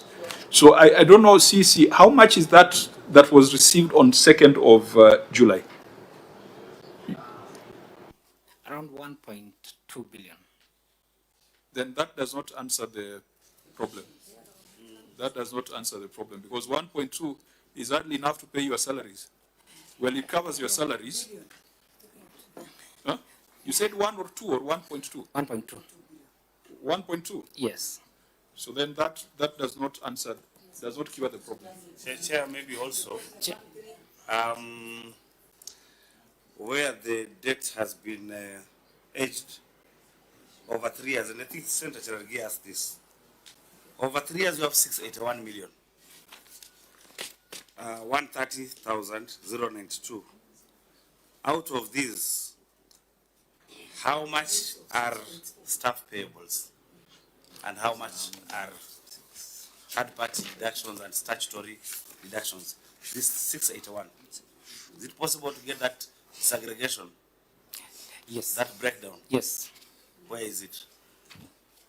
And maybe to ideally under this note. Maybe also to add to that, because I had Cherargei asking what Excellency Governor inherited on paid-in bills. It was about 800 million when she took over the government. You check and see. That's what we have. So, and then monthly disbursement or allocation is about 1.2 or 1.3 billion, whatever you're talking about, 1 month, monthly.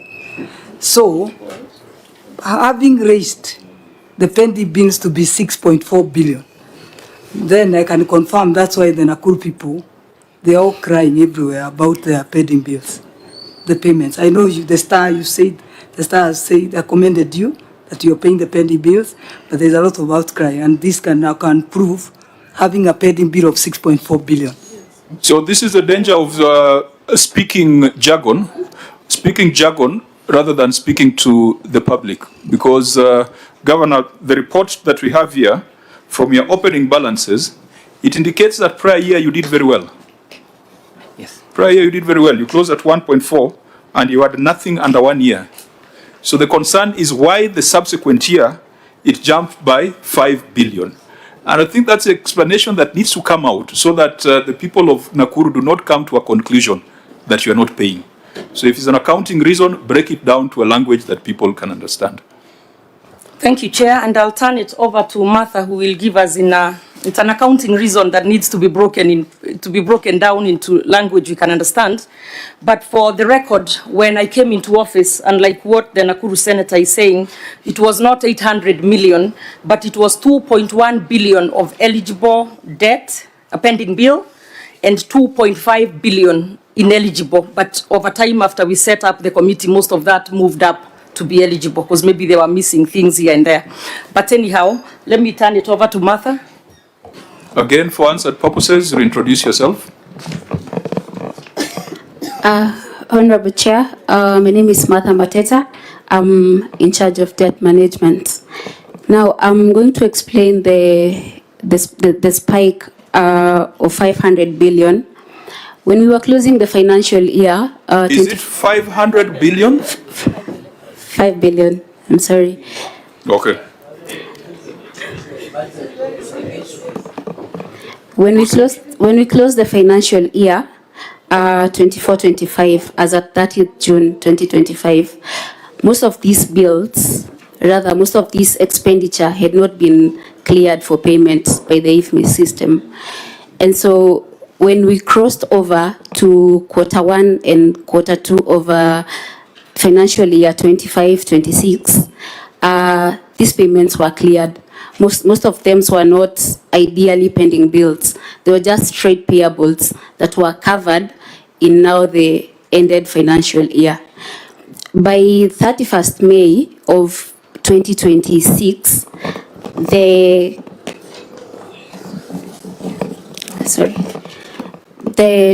trade payables stood at 2.5 billion.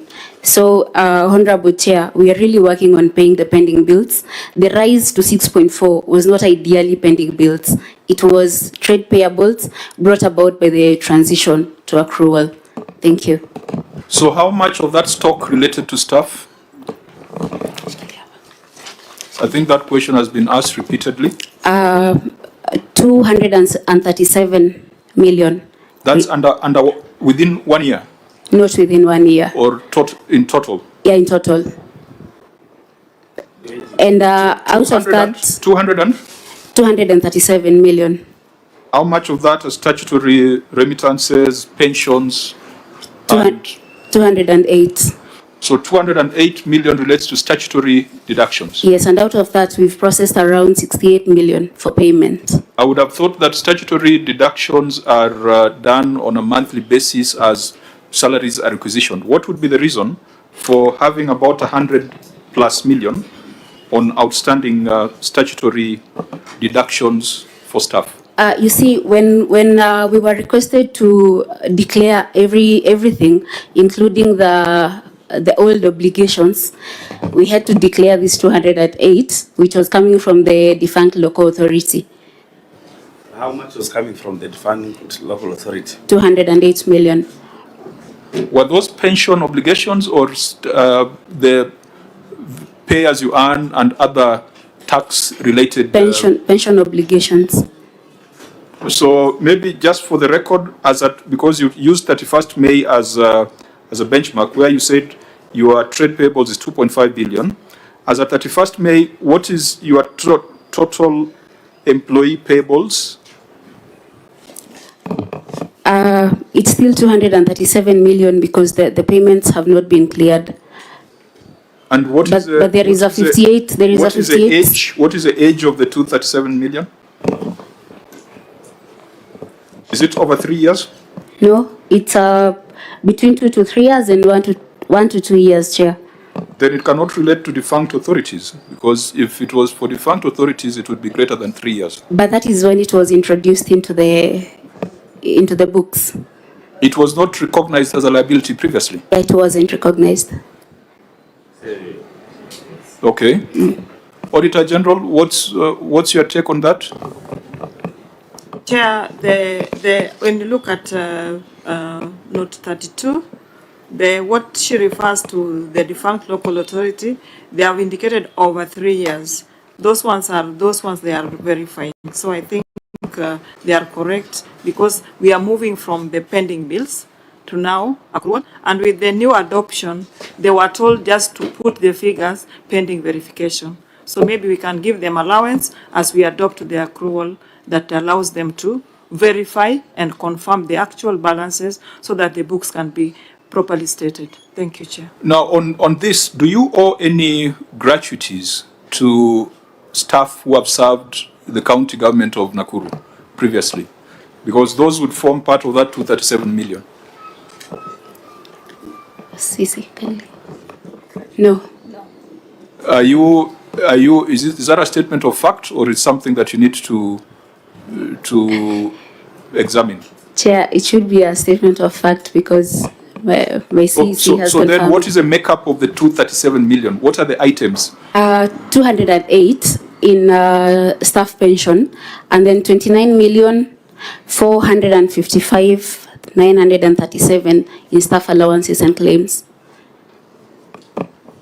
Senator Maruma? Yeah, but Chair, still, I don't understand the auditor. Please just make it clear that there are some bills which are historical in nature that were previously ignored and were brought back just last year. How is that? Where were they? I'm not an accountant myself, I'm a farmer. Where were they previously? Auditor? Okay, Honorable Senator, they were not just brought from anywhere, but in our previous cash basis, they were doing disclosure. They were not reporting them as under the financial statement items. And that's why the road to accrual adoption is giving a window of 3 years under IPSAS 33, and they were allowed to bring in what they had reported. So we are using that annexure that was in 2023-2024 that was reported as a disclosure appendix. So we are just taking them, the ones that have not been paid, but the standard allows them now to bring the balances which are not accurate pending verification. Same to the case of assets, where we write historical, pending now adoption of balances and now instituting the depreciation and amortization. No, Auditor, we spent almost 1 hour with Wajir, who had come up with 1.4 billion as trade payables out of the blues. And we spent a lot of time on it. What you're saying is that they were bringing forward, previously it was a disclosure, isn't it? But if they had disclosed 200 million, you'd expect it is the 200 million that they would bring to their financial statements. Would it change in between? Yes, Chair, it will change, but if we go to note 32, Under what circumstance would it change? it can only change when they have disclosed the analysis, the age analysis. Is it within the first year? Is it the second year or the third? If they bring their third, then it will be wrong, because we have the financial statements which were certified. No, if they said globally, our trade payables in the year under cash accounting was 200 million, and now we have moved to accrual accounting.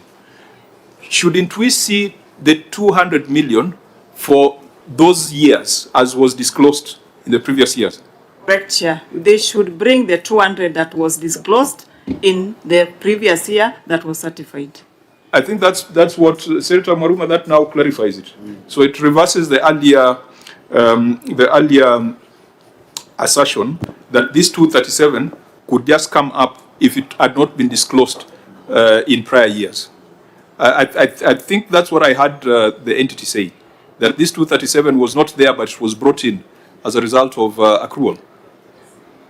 Chair, maybe just to check again the analysis, I think maybe because of the figures, the analysis 1 to 2, it means the previous years. When you add 523 million, you add to 273, and you add to 681, goes to 1.4 that we have indicated that were previously reported, which are still that's what your outstanding. opening statement. That is now the opening. Correct. Yes. Correct.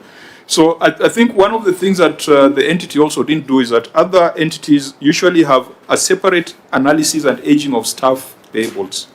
That is what is missing. And that's why we are fishing in the dark. So we are not able to tell whether this 237 was just plucked from the air or it had been carried forward from prior periods. Yeah, and just as an observation, as we are aging, we cannot age the way we have aged. Because when you say 1 to 2 years, 523 million, and then 2 to 3 years, 273 million, you discover that we have 2 and 2 down here. We cannot age like that. We can't do that. It has to be 1 to 2 years, then maybe 3 to 4 years. Otherwise, there cannot be an overlap of 2 and 2. In my previous years, I used to do mathematics. So this one we can't do that. Okay, Senator Cherarke, so that we... Chair, maybe mine, Governor, you said something about verification of the pending bill. Was there a report on both legible and illegible? And my second, was it challenged in another forum, or all the people who brought forward their claim has been settled? And therefore, in conclusion of this, over 3 years, how many percent, or if you have numbers, I saw CEO of Finance, is here Katu or somebody, how much has been offset on the legible part? That will be my 3 questions. Thank you, Chair. Yield back the mic. Governor?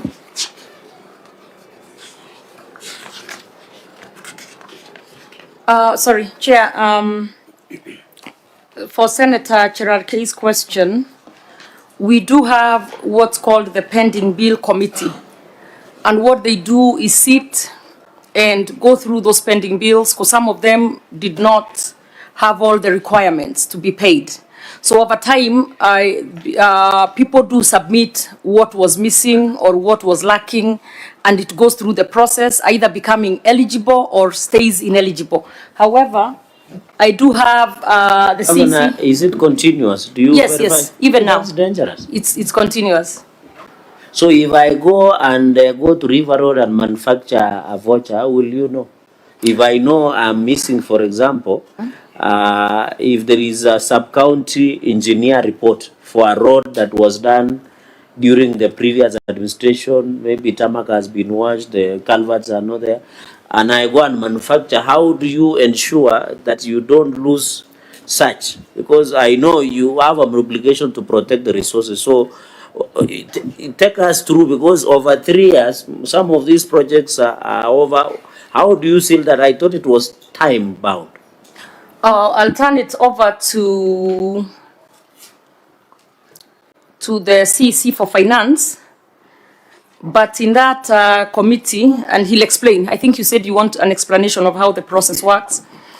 It has the audit team in it, it has the procurement people, the accountants and technical people, so that they are able to maybe verify what your concern is right now. But I'll have the CEC answer that. Proceed. Thank you, Chair. The auditor committee comprises of members of the county team, and they have a secretariat that draws membership from the audit team, procurement department, accountants, and the technical team for those projects that require technical knowledge. So the first step is whoever who has a bill that requires to be settled goes to the secretariat, through the committee, goes to the secretariat. They look at the nitty-gritties of the payments and whether the work was done or not, the verification. Then now it goes to the committee for now the final verification.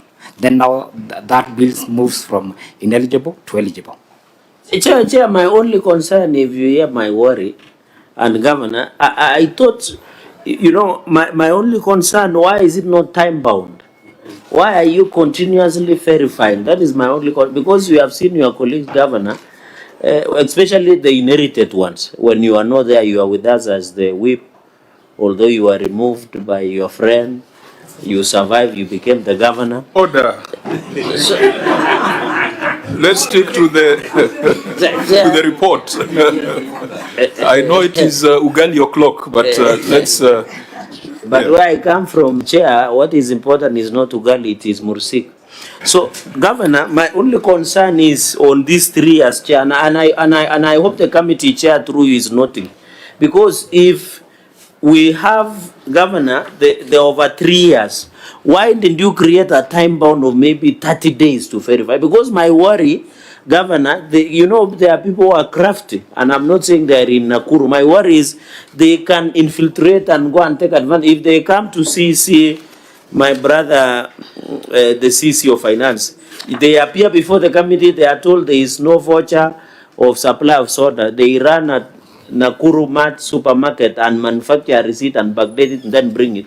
Then you include him in eligible. Don't you find it is very dangerous? You can pay fake pending bills. Yeah, I want to pick the mind of Senator Cherarkei. Yes, please, and return it when you are done with it. Can be extremely dangerous if it is for maybe construction. Maybe a building is constructed, it's there, classroom is there. You can reconstruct and get maybe the vouchers that are not there and pay. But for recurrent, over 3 years, maybe a receipt that is not there now, it's provided, and then you pay. You might end up paying a lot of fictitious pending recurrent payables. That is my problem also. Okay. So, Chair, let me write also on that Cherarkei's mind. We will return it. Governor Senator Susan, you know, this verification is not just on documentation. It's also on physical verification, you know, site visits and all that. And I think what Cherarkei is saying, really makes a lot of sense. That, take an example of a road, even graveling, a road. The documentation is there, but there is doubt as to whether actually that work was done. 4 years, 3 years down the line, if you are to go and verify on the ground, what are you going to verify? Because, you have had 5 rain seasons that have washed that road 3 times. It has been done and redone, but as you're telling me, we are not sure whether you did this project, although your documents are okay. How do you go about that? Okay, Governor, maybe just the process and policy, and then we come back to the numbers. Thank you, Chair. I'll turn it over to the CC Finance. Thank you, Chair. For verification, we still need the department to own the pending bill. The committee that's, let's say the interdepartmental committee sits as the last resort, because now the accounting officer should first of all own that bill from the department before now it comes to now the committee for verification. So members, we might be involved in a hypothetical conversation in the absence of even a written document on their policy and procedure. Perhaps that's what we need to demand. What do you have, a policy document? Do you have some procedure guidelines, or it's just verbal? I'm sure that whoever has been given that responsibility, and I think for the first time I've had a county with what did the lady introduce herself as? Director of? Resource mobilization. Director of debt. Director of debt. Debt management. Which I think is something worth thinking about, because a lot of these counties, debt management is strewn all over the place. So people are involved in manufacturing invoices and LSOs, and you can never get a proper picture on the debt of a county. So if we have a position like that, I believe there must be some guidelines or procedures you have crafted. Yes. That can be tabled to assure the members that whatever you're doing is foolproof. Yes, Chair, we have guidelines. Can we then ask the Auditor General just to look at those guidelines and make sure that the risk that is being raised by members of taking too long to verify is not a real risk that will occasion financial loss in Nakuru? So that we don't deal with the hypothetical, we deal with an actual policy position. And then we come back to the numbers and then ask the Governor, today is the 2nd of July 2026. The financial year was closed 2 days ago. Did you receive all your disbursements 100% by 30th of June? Exchequer releases were done, yes. By 30th of June? Yes. So we are not going to have this kind of problems in the succeeding financial year? The easy answer would be we won't, but we will, because the requisitions that will be paid after the year closes. You see, there's so many that went through the system but will not have been paid until probably by the end of July. So there's that one, because the money comes in towards mid-June, right? I think so, mid-June. No, there's a Governor, there's a 15-day window, which sometimes the Treasury opens even up to 30 days. Which is true. There's a window for reconciliation and finalization, and I believe you are right in the middle of that window right now. Yes, we are. Actually, we are. But for those payments to completely go through the process or the system, it will be probably through July with that window. Okay, so let's deal with that when it appears in the financial statements. Sure. Number 2, as we close this, just out of the 5 billion that has been cited, how much of it has been paid? Or what percentage has been paid? That's what my question earlier. Chair, 3 billion $460,178,592.52 has been paid.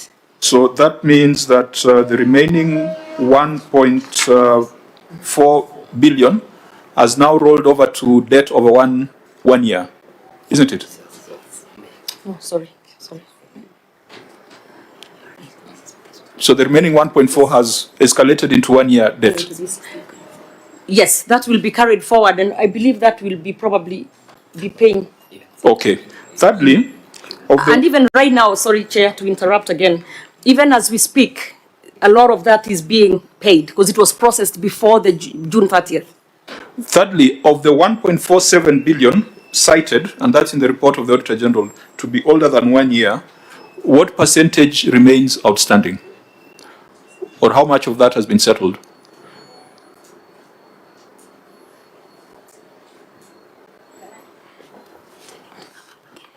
Sorry, Chair, if you can repeat the question. Of the 1.47 billion that the Auditor General cited as being over 1 year in these financial statements, how much of that has been settled? There was around 200. 237. 200. About 230 million. So your debt is growing faster than your repayments? No. Can you answer? Yeah, this is the records we have up to 31st of May.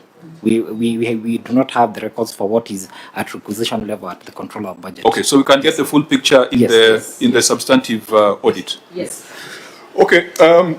Now this also brings to question your fiscal responsibility index. So, auditor, you need to now help us. If almost 1 billion was not accounted for in the year under review, do we have a correct picture of compensation of employees for the year? Because, you know, you cited it, it's a substantive finding where you're saying that I think it's under lawfulness, non-compliance with fiscal responsibility principle on wage bill. With all these accounting stories we are hearing, what is the true cost of compensation of employees for that year? Thank you, Chair. The true cost of employee cost was 6,590,685,095. But we are told almost 900 million relating to that period were paid are sitting here in this pending in these trade payables, staff payables. Thank you, Chair. When we go to note 32, the trade payables are also having other segments whereby we have employee payable compensation, which is 554,158,051, which indicates that this is the salary that was processed at the end of the year, at the end of the month. That was not processed. Yes. That was not processed. Sure, thank you. So the true cost perhaps should take the 554, add the 312, isn't it? The 312 of employee payables, staff payables. Yes, Chair, but the compensation also involves other parties. There is also payee. So when the reporting template is presented as this, we may not get the small nitty-gritty explanation. If we go that way, I think we maybe get lost. So is Nakuru at 42% in terms of fiscal responsibility? Remember the PBO, PBO was disputing that percentage. Yes, Chair. When you look at the revenue they have reported, it is 15,593,236,618. And when you compare the employee cost is 6,590,685,950. So when you get the percentage is 42. It's above the threshold that is recommended at 35%. But auditor, also under budgetary control and performance, you have reported that the statement of comparison of budget and actual amounts reflects total receipts, budget and actual on a comparable basis of 23.9 billion and 19.5 billion respectively. So shouldn't the revenue be 19.5 billion as reported on your emphasis of matter? Why is there disconnect between the two figures, the 19.5 and Chair, which page is that? the 15.5? Emphasis of matter in the original certificate is on page 5, and the analysis on fiscal responsibility is on page 7. Okay. I don't know whether Salat is in the room, PBO. I know we had raised it in our briefing, so we need to settle this matter. So what is the, okay, just proceed. What is the revenue that we need to use as a base for computing fiscal responsibility? The revenue should be what they have collected in totality, including what they have received from Exchequer. And that should be what amount? We calculated based on what they reported in their statement, which was 15 billion. And where is this 19.5 billion coming from? The 19.5? 19.534 billion. This is the total budget, including, you see the performance on this was excluding the ROR. So when we add the ROR, which was 4 point, was it 4.3? Yeah, we add. The base should be the total revenues, not just equitable share. Okay, I think that one we need to have a correction on that, yeah. I don't know whether, Governor, what you are saying makes sense? Yes. So what was the actual, according to you? You've reported 15 in the statements, and the auditor has seen 19.5. 19, right? Yeah. So auditor, Because of own source revenue and all that. you understand where you're coming from? Chair, I've understood. So you need to recompute it, Sure. look at it so that we get a better picture Sure. of the state of affairs in Nakuru. Yeah, thank you, Chair. We have taken note of that. Senator Atabe. I think it's also very important for the Nakuru people to know, because I can see here the 7.4 billion that was not absorbed in the county. You've seen there? The under absorption of resulting to an under absorption of 7.4 billion, which is at about 38%. of the actual receipts. Yeah. So where did that money go? Was it returned to the National Treasury? Okay. Again, when these matters are in the audit report, the public can interpret it in any way they deem fit. So maybe it's good, the Auditor General, you tell us, was it returned to the National Treasury or what happened? Okay. Is that the auditor's question or the county's question?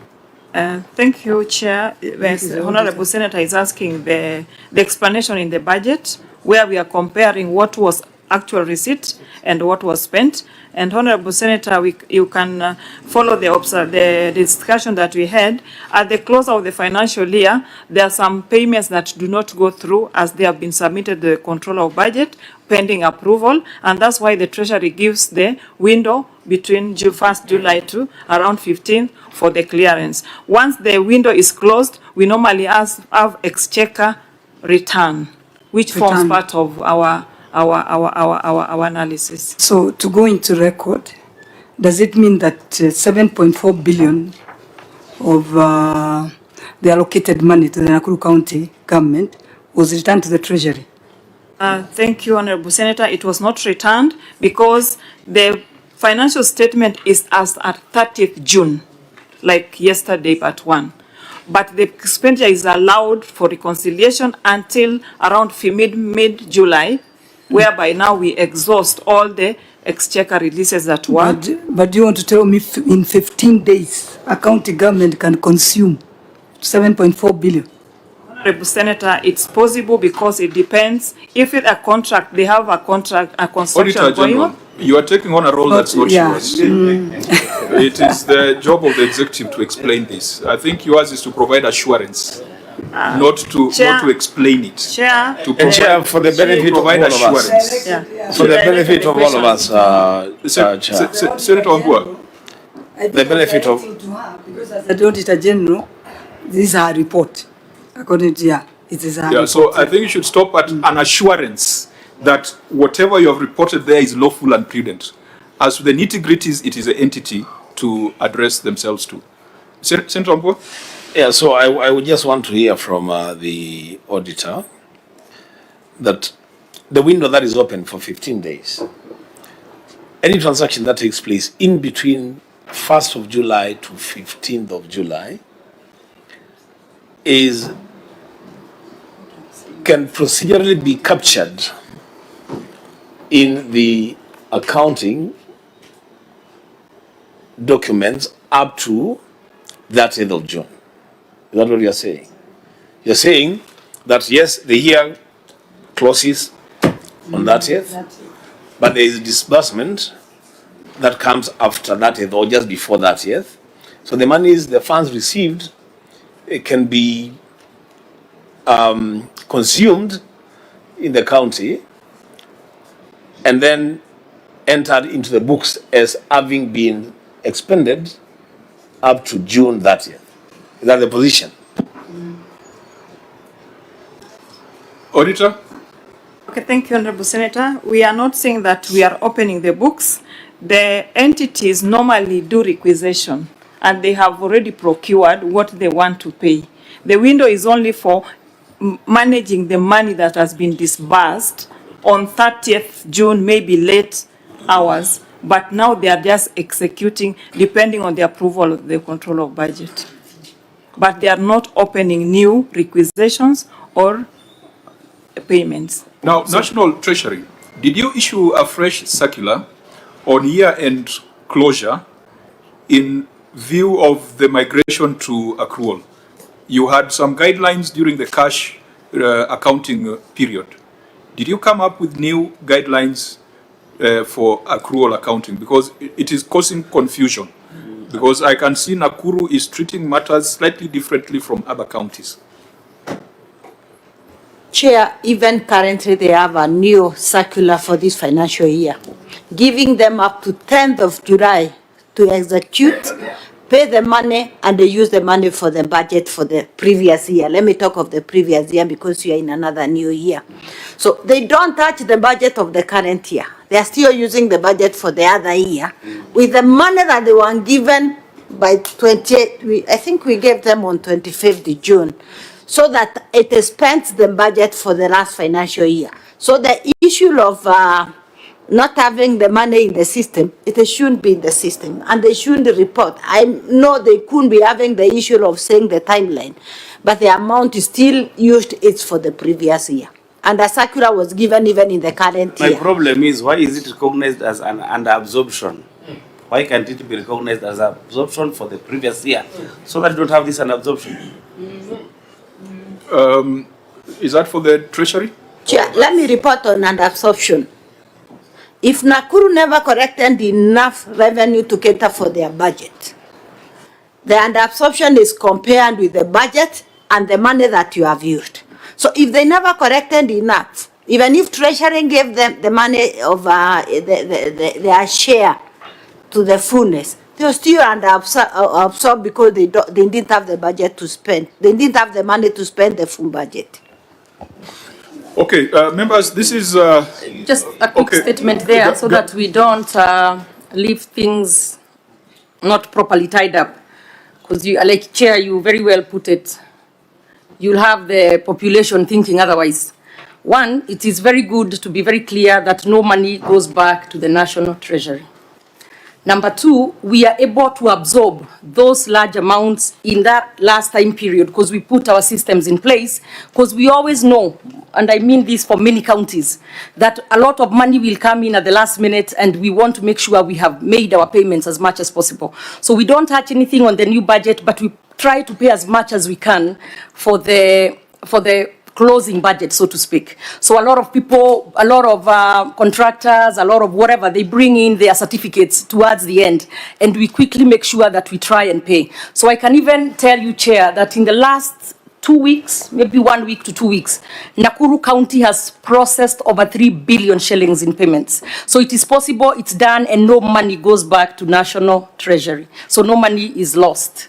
I mean, Nakuru people do not miss any services, as there was an implication there, because money goes back to National Treasury. There is no such thing.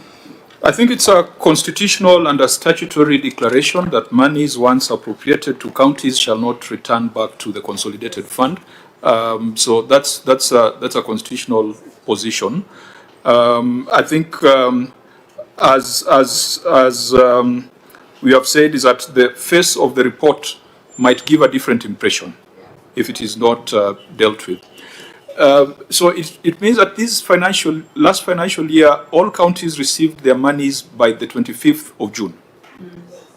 That is a fact. So that should be the scorecard for the experts at the National Treasury. Yeah, we all received about 25th of June. Yeah, I mean, we saw a county which received 4.5 billion, I think on 2nd of July. That was Kilifi, I think so. They received almost 4 billion, which they had to spend in a span of 10 days.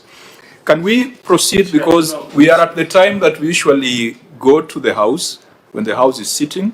I might want to apply similar rules, but with a slight alteration, that if we could spend another 30 minutes to deal with whatever we need to deal with, and whatever remains, we ask the Auditor General to give a report in the substantive audit. Honourable members, is that agreeable? I don't know Okay. what addition Mitch wanted to give us. Maybe it could be useful. Mitch, you had a legal perspective? Or it was, okay. Okay, fine. Now, members, can we just transition from that point so that it doesn't go on record that the release of funds to counties on 25th of June is a good thing? Project. I'm saying we shouldn't create no. For the record, it's not a good thing. It's because not. you have a cash disbursement schedule. Yes. It's just a progressive improvement. Yes. Well, I don't know. Yeah, but I don't know. So that Canada does not leave this place saying, we have done very well, and the Treasury is doing extremely badly. Because also, Chair, you have to appreciate when the OAG is doing, it's also about assessment of budgetary performance. Yeah. So it must be captured based on that. And since you want to be the governor, those are timelines that you must be very careful. Yeah, and I want the Treasury, when I am governor, I want the Treasury to follow the disbursement schedule, because it's not a suggestion. Because, Chair, under Article 219, law. when money is appropriated by Parliament, it should be released in unduly. And you remember in the last session, we were with the Senator Governor, and Dulo, and Wambu, of course, and Maruma. We had to sanction CS Ukuri Atani over the same issue of not following the cash disbursement. So the Constitution applies. I wish these are the Constitution Council of Governors should be discussing, as opposed to gossip. So it would have moved very reliably on policy issues, Chair. I think that is what I think I'm in agreement that the cash disbursement schedule is not a suggestion, it is law. Yes. We usually spend time, we usually vote for it, and vote by delegation, isn't it? Yes. We vote by delegation, it is not a suggestion. So that is, those are some of the things that we need to partner as the governors and the Senate to ensure that they are observed. Getting your money on 25th of June, while it looks like an improvement, is still not good enough. It's still not good enough. You need to get your money early so that you are able to do proper cash flow planning and management. Chair, help us also with grants. We get grants the last day of the financial year, the last day.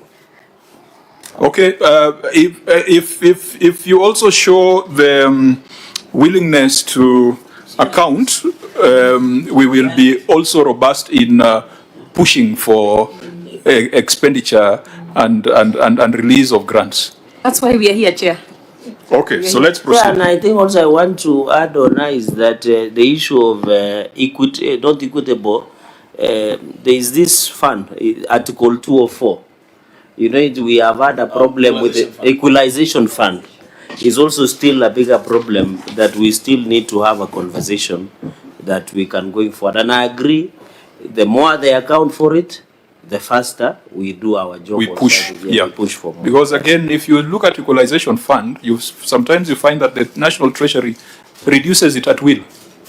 And you remember when she was our whip, she was very ferocious in demanding for accountability with the Governor Lee then. So she understands where we're coming from. Okay, fine. So now let's go back to the audit report.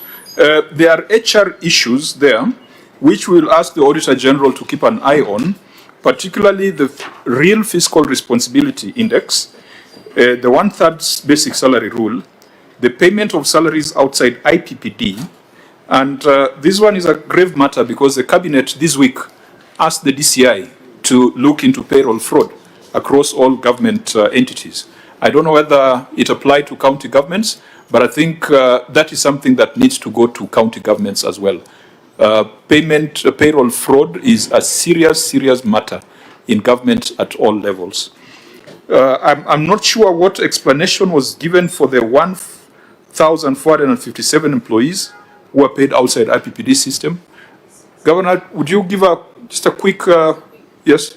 Sorry, so at the time we didn't have everybody in the system, but we since have. We now have everybody in the system and nobody's paid outside of IPPD. At time it took a long time to even get numbers, but now, what are they called, numbers? Payroll numbers. Yeah, but now we are okay and everybody, 100% of our employees in Nakuru County are paid within the system. Okay, so as you establish the true cost of compensation of employees, please have a look at that. Mark? Chair, I just want to bring to your attention the fact that the office has conducted a special audit on payrolls for the 47 counties, and those reports have been transmitted to the Senate for your consideration. Thank you, Chair. Thank you. Senator Cherake? I don't know how Governor will take this. It is going to be very controversial. Please address the chair. The chair. Yeah, it is the chair to weigh to be very the weight of the matters. Chair, and I have tremendous respect for Governor. She knows that. Chair, I notice, you know, they say Nakuru ni Kenya ndogo, and we appreciate that. But I notice over 80% of the delegation comes from one ethnic community.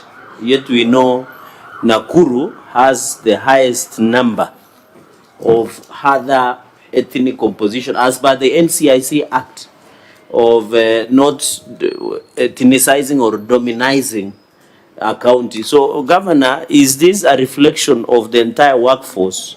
What can you give us to give that assurance? Because I know there are a number, I don't want to name specific tribes, but how is it? Because, Chair, these 42% of payment that you do in terms of labor, which assurance are you giving us? Because I know that has been a teething problem for some time, especially in your county because of its unique nature of composition, which is not homogeneous.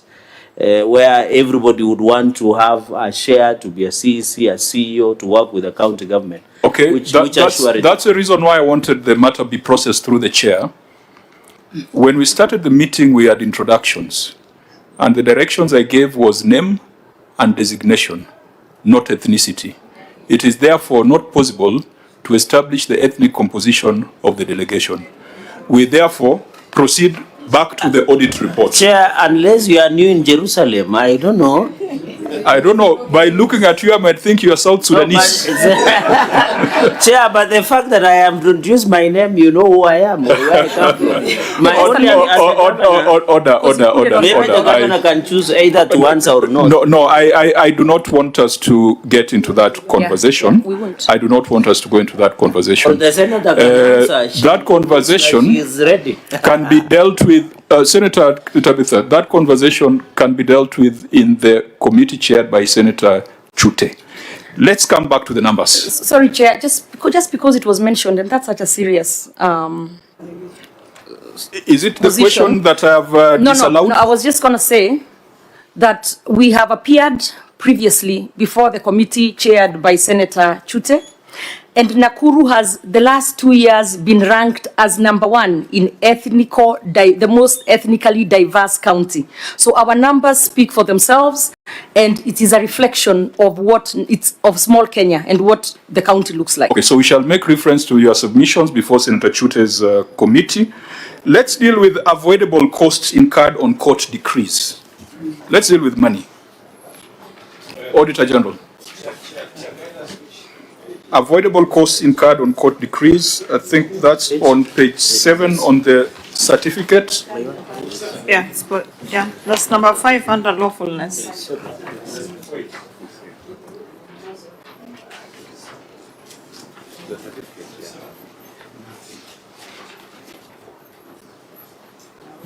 Auditor, you could read your finding if you're already there. Sorry, page 528.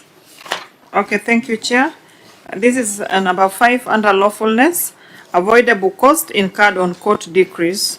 Review of records provided for audit review revealed that there are several legal cases filed in court against the county executives were decreed in the interest of the claimants.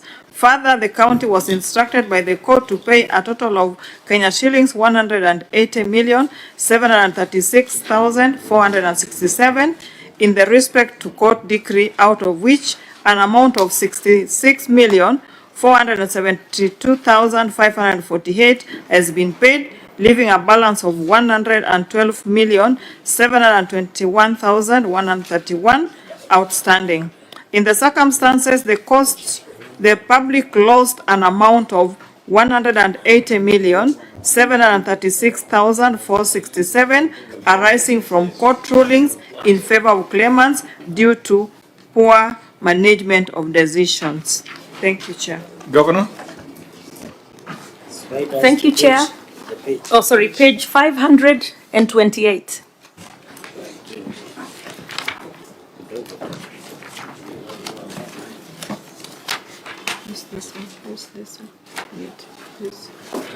Yes, you may proceed. Okay, thank you, Chair.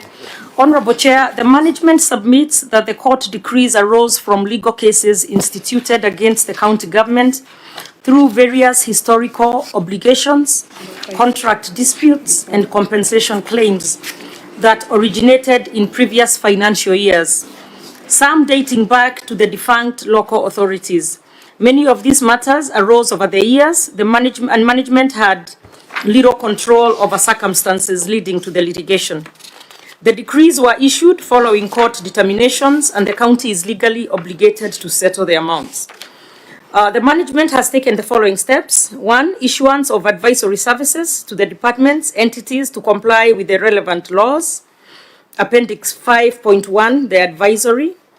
2, recruitment of additional internal legal counsel and legal clerks to represent the county and support the department on compliance. Appendix 5.2, internal recruitment. 3, continued encouragement of departments to undertake alternative dispute resolution, ADR, alternative justice systems, AJS, and that's Appendix 5.3, adoption of alternative dispute resolution mechanisms. And 4, offering departmental sensitization and capacity building, which is Appendix 5.4, training letter. Auditor General, could you just reread your last paragraph under that finding? Thank you, Chair. The last paragraph. Further, the court was in the court. Oh, is that the last paragraph? In the circumstances, the public lost an amount of 180,736,467 arising from court rulings in favor of claimants due to poor management decisions. Honorable members, how is there any way we can vacate that conclusion? Because what the governor has explained is mitigation. And if you go further to the report, you've got a contingent liabilities register, page 56, I think that's note 44, that totals to 746 million. Is there any conclusion we can arrive at that would contradict what the Auditor General has said, that this is a loss as a result of poor management decisions? Because the reason for this exercise is to either agree with the Auditor General or take the explanation from the entity and say that, okay, we are convinced that this was value for money. Do you see value for money here? And more so when you look at the other schedule that totals to 746 million of pending litigation. Senator Chirake. Chair, maybe I wish the governor would have segregated, because we would have known these historical obligations. Does it include during post devolution or pre-devolution? Yeah, I wish you would have segregated. And then my only concern, Chair, I don't know if this 180, what the OAG has determined, we cannot forget. That's my position.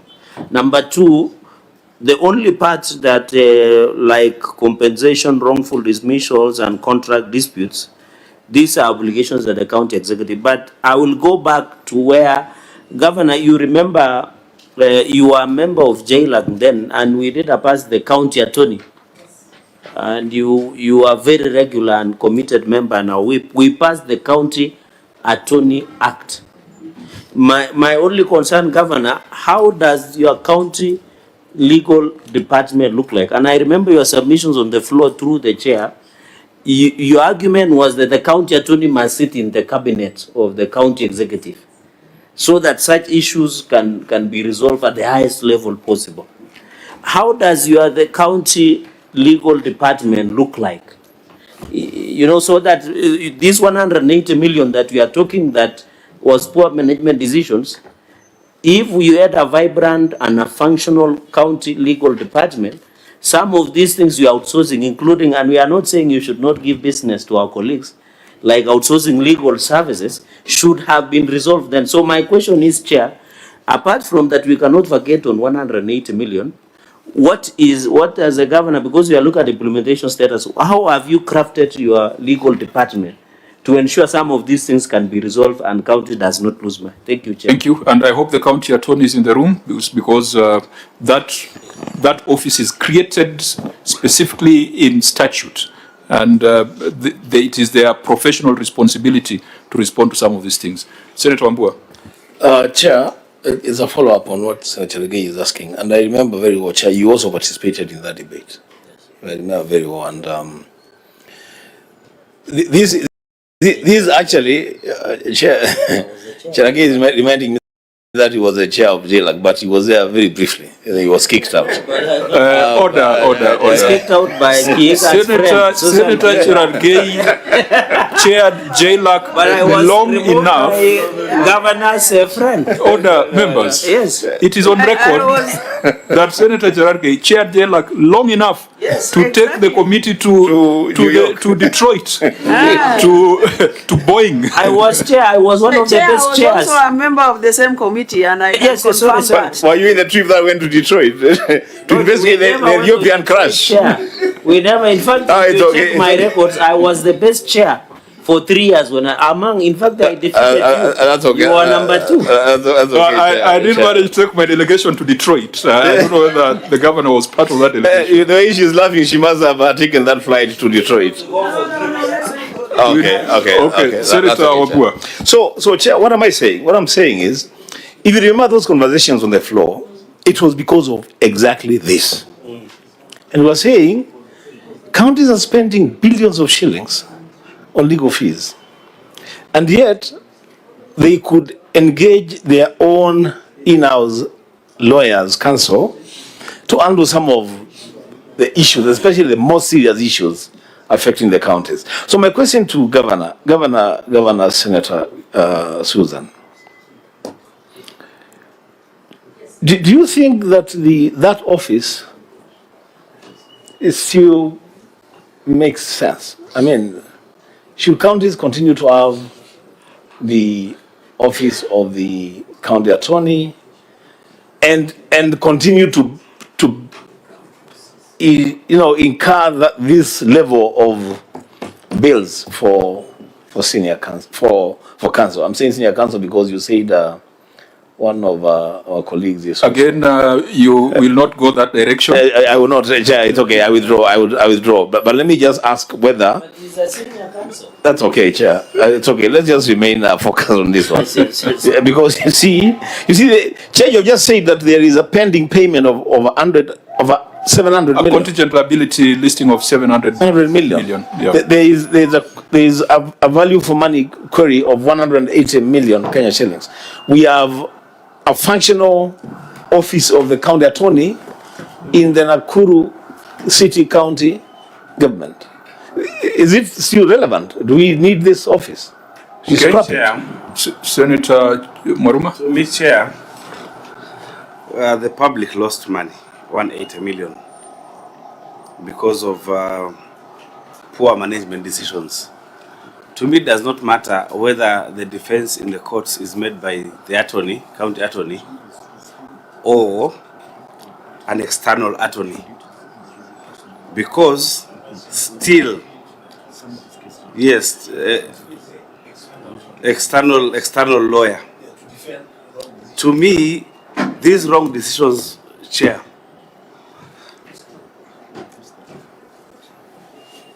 the people who made those, who occasioned those wrong decisions, would they just go like that? How would we mitigate? So that then you have a deterrent for those people who are making those wrong decisions. Yes. Persuade Chair through you and persuade my colleague, my neighbor from Taita Taveta, to consider withdrawing that statement, that it doesn't matter whether it was internal or external. I was just adding a limb. Because if those councils that defended these matters were internal, they would not be drawing this amount of money.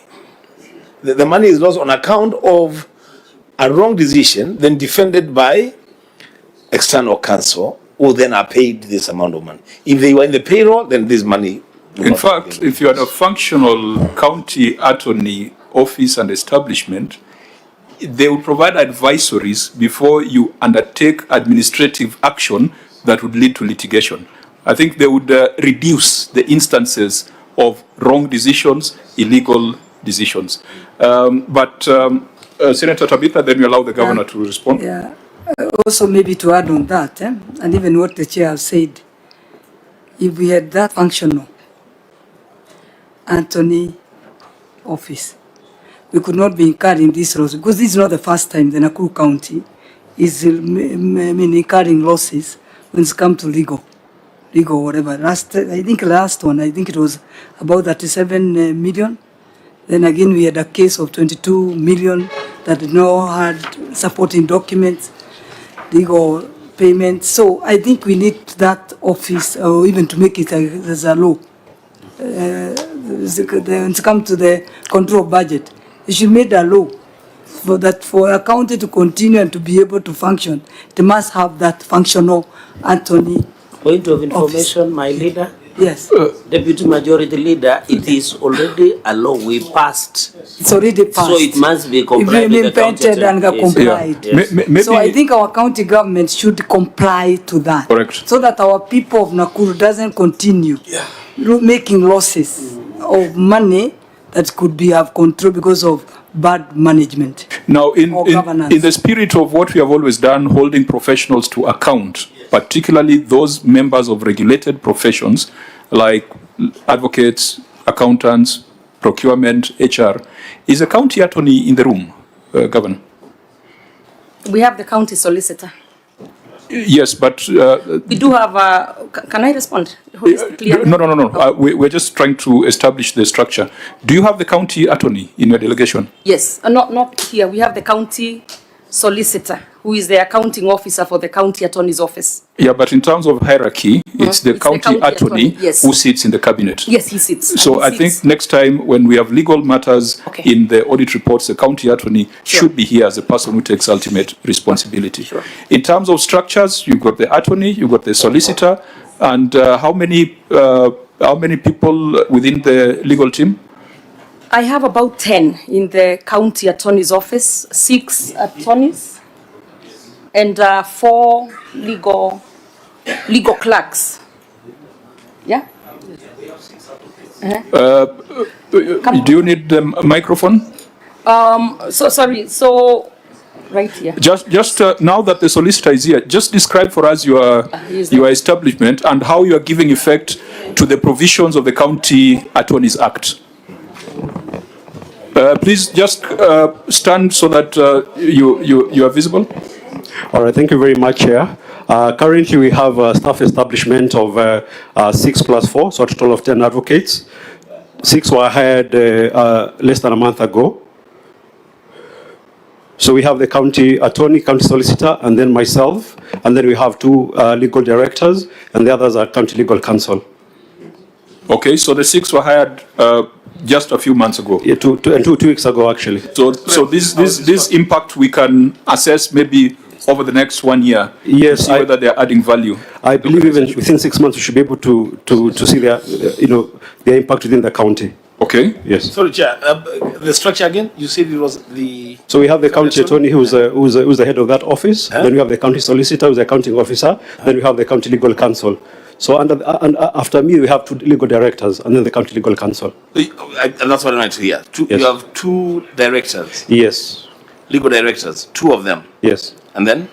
And then now we have county legal counsel, who are the legal officers. How many? We have 6. Yes. 6. Okay, so these ones were recently appointed, so it's something that the OAG can keep in view. Are you done with the description of how we are giving effect to the County Attorneys Act?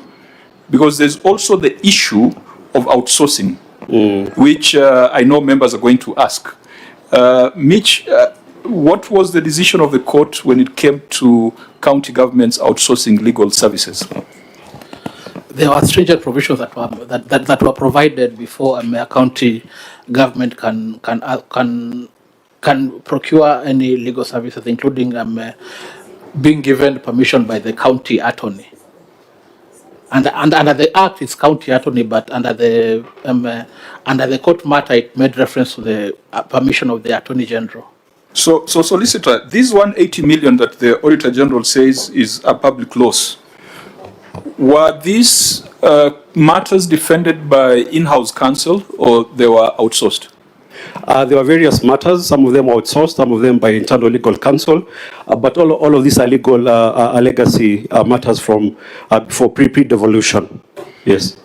So one of the things the auditor can help us with in this audit also is that the 700 million contingent liabilities, we need to know whether they're being defended in-house or they're being defended by external service providers, so that we can test whether the county is in compliance with the directives of the High Court. Secondly, it would have been very useful for us to see a breakdown of these 180 million, because 180 million could be 2 cases, or they could be 20 cases. And sometimes when you get the detail, you might find that there's only one advocate on record for all the cases. So could you give us that visibility? Do you have that breakdown now, or it's something you can do in the substantive audit? Chair, that one you can do in the substantive audit. Yeah, so disclose to us who the advocates on record are, so that we establish whether the county is in compliance with the law. Okay, any other matter you wanted to raise? No, that's just that, Chair. But one thing we need to note is that right now we're handling the matters very proactively. Now that we have a very robust legal team, we are barely losing any cases. So I'm sure the Auditor General will confirm the near future audits. Okay. Yeah. Honorable. Chair, because we are digging in on this and trying to unbank and unbundle the issue of poor management decisions. When I look at the contingent liabilities, page 57, there's a case here, E007 of 2024. What you have secured as contingent liability is 206 million. What would that case be about? Is it about, again, a wrong decision? Because we have the county attorney and the solicitor in place in 2024. If we had all of them, who sued the county and on what? Have you seen that, page 57? That's Naivasha ELC petition E007 of 2024. Yeah, where if the county loses the case... With an estimate of 206 million. And that is not small change. What is it about? What was the poor decision about?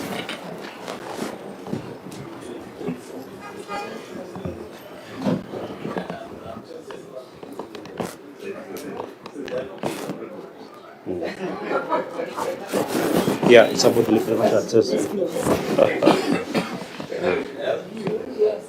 Solicitor, I believe you're the one who goes to is actively involved in these matters. Yeah, in some of them I am. For this, these contingent liabilities, basically how we structure them is when someone comes and sues the county. Well, that's okay. We have the background. Okay. But what's the matter? What's the matter here?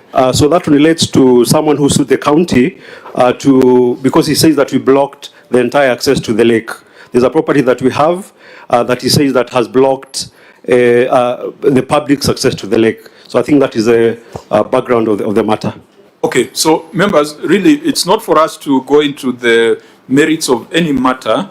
For us, it's to ensure that we don't get to the conclusion that the Auditor General has gotten into, that 180 million was loss of public funds due to poor management decisions. And your office, the structure of the county attorney, ideally should offer value by ensuring that we reduce the exposure, we reduce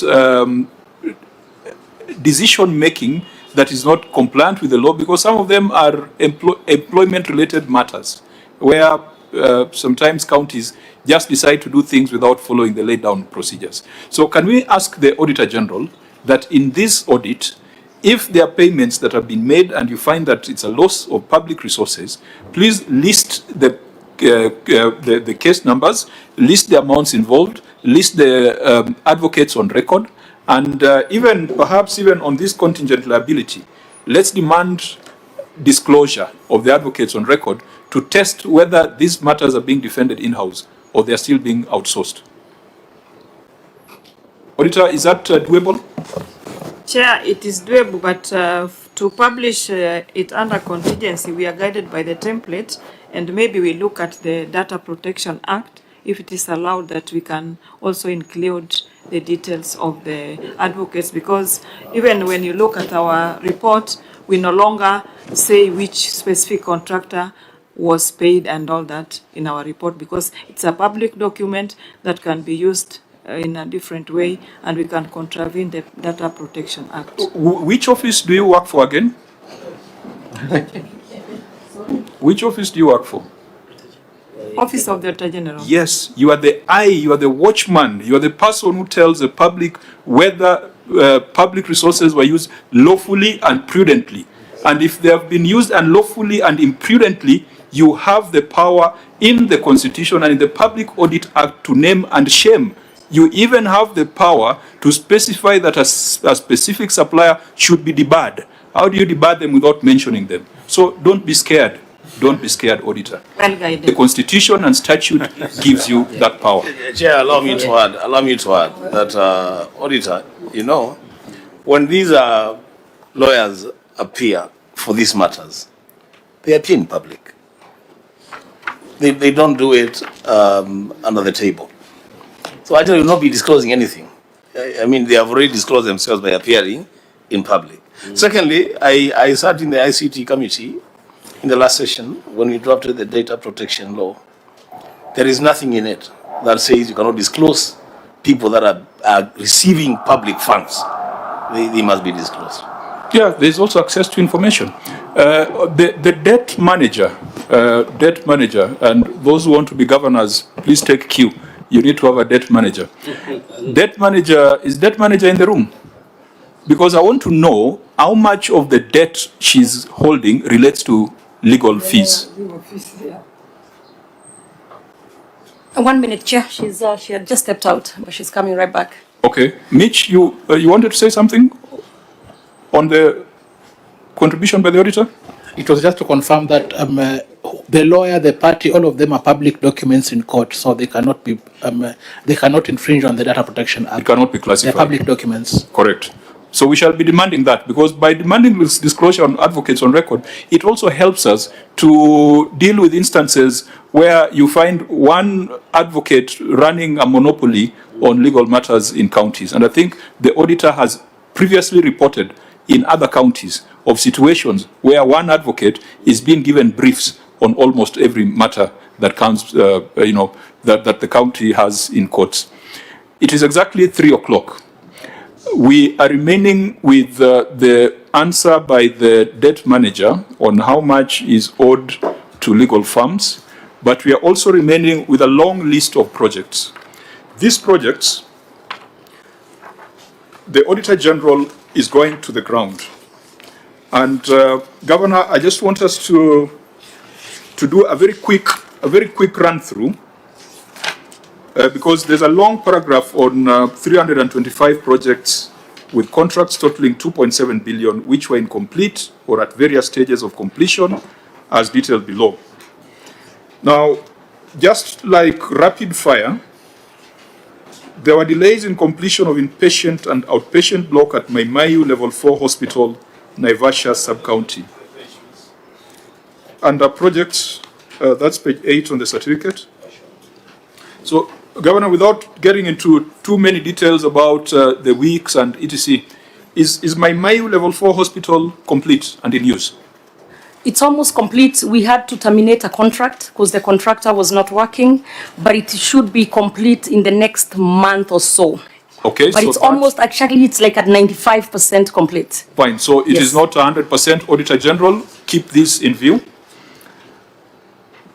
Molo Level 4 Hospital, in complete construction of outpatient block. Again, is this now complete? Actually, that one is like at 98%. It's just the outside walkways and external works that are being finished up. So it's about 98%. Can someone walk in, can Cherargei walk in and get an injection of tetanus, of procaine? Yes, he can still get, because there is still the old hospital there. So this is the newer blocks, but it will be, it's actually complete, almost complete. It's at 98. So this outpatient block, as we speak, there's still some 2-3%. Yes, outside remaining, being completed. So again, we keep this in view. Sure. There are many stall projects by the Health Department.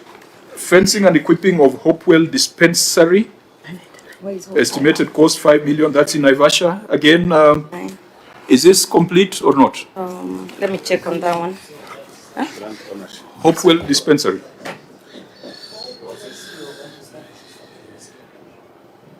Yeah, I believe there was someone from health. Was a chief of staff from Health Services. You know what? You're right. I do have. He is here. He is my chief of staff. Is here. And Yeah, because I want us to be done by 15:05. So we have 3 minutes. Sawa. Just to say whether it's done or not. If it's done, we confirm. If it's not done, the Auditor General goes to the ground. Dr. Wainaina. Fencing and equipping of Hopewell Dispensary. Thank you, Chair, for that specific project. There was a challenge, a legal challenge in terms of... Tell us done or not. It is not done. At what percentage? It is at beyond 90, but... But not done? Yes. Auditor General, that matter should not disappear. Design and construction of Chebotoi Dispensary in Kuresoi South. That was well... Started in 2017-18. Is it done or not? It is not done, Chair. There was vandalism, and therefore it's not yet done. So it is not done. Completion of Engashura Health Center at Kiamaina sublocation in Bahati sub-county. That one, Chair, is done. This is done? Yes, Chair. Auditor General, do you have visibility on that? On just a quick question to the CEO. In Kuresoi South, is the robbers who vandalized, or what happened? Was it complete, then it was vandalized? Chair, this is an old project from the first government that had stalled. And we realized by the time we were planning for its completion, when we went on site to reassess for BQ's collection, we found it vandalized. Also, you don't know. Okay. So this is our white elephant in all definition, because it was 2017-2018. There was a succeeding government that didn't complete it, and another succeeding government. Do you plan to complete it, or you have given up on it? Chair, we plan to complete it. Is there a budget for it? In this financial year, yes, there is. There's a budget that you can demonstrate to the Auditor General? Yes, there is. How much? At 3 million shillings. 3 million. So we should tell the people of Kuresoi that Chebotoi Dispensary, you are going to put 3 million shillings to complete it. Yes, Chair. So we shall hold you to account on that, and Auditor General keep that in view. Njora Level 4 Hospital, outpatient block. Is this complete or not? It is at around 97% complete. We are waiting the auxiliary works to ensure that the facility is open. That is the walkways, the external works. Let's go with this definition of completion for hospitals. That I can walk in and get Panadol. I can walk in and get a nurse. I can walk in and get a doctor. I can get service. It's not about the paintwork. That's our perception of completion of a hospital. So again, Joro Level 4 hospital, can I walk in and get a nurse and a doctor and medication? Not at the moment, but in a month or two. Okay, so we'll keep that in view. There is completion of Ngashura Health Center at Kiamaina sub-location Bahati. Oh, that was what, 1.8 million? That one they reported is complete.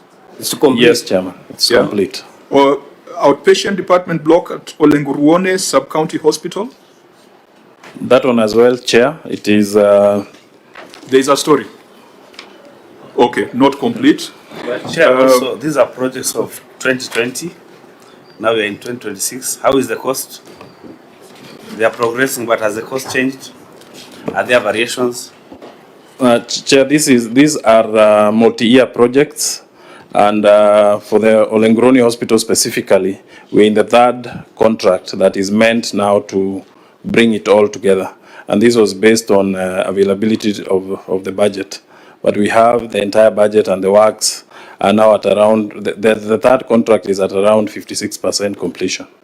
Is there a success story? Because there are a lot of projects here under health that the Auditor General cited. Is there a sub-county level 4 hospital that you have initiated and concluded?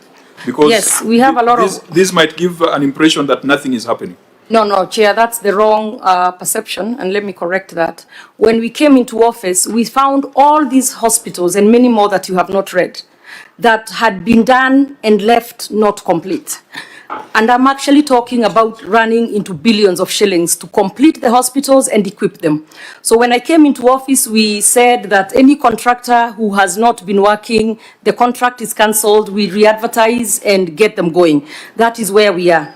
We just this week, today is what, Friday? Thursday, I don't even know. On Tuesday, I went and opened in Elbagon level 4, the maternity. So many of them we are now completing, but we are having to do a lot of work that was left incomplete, and the budget could only go so far.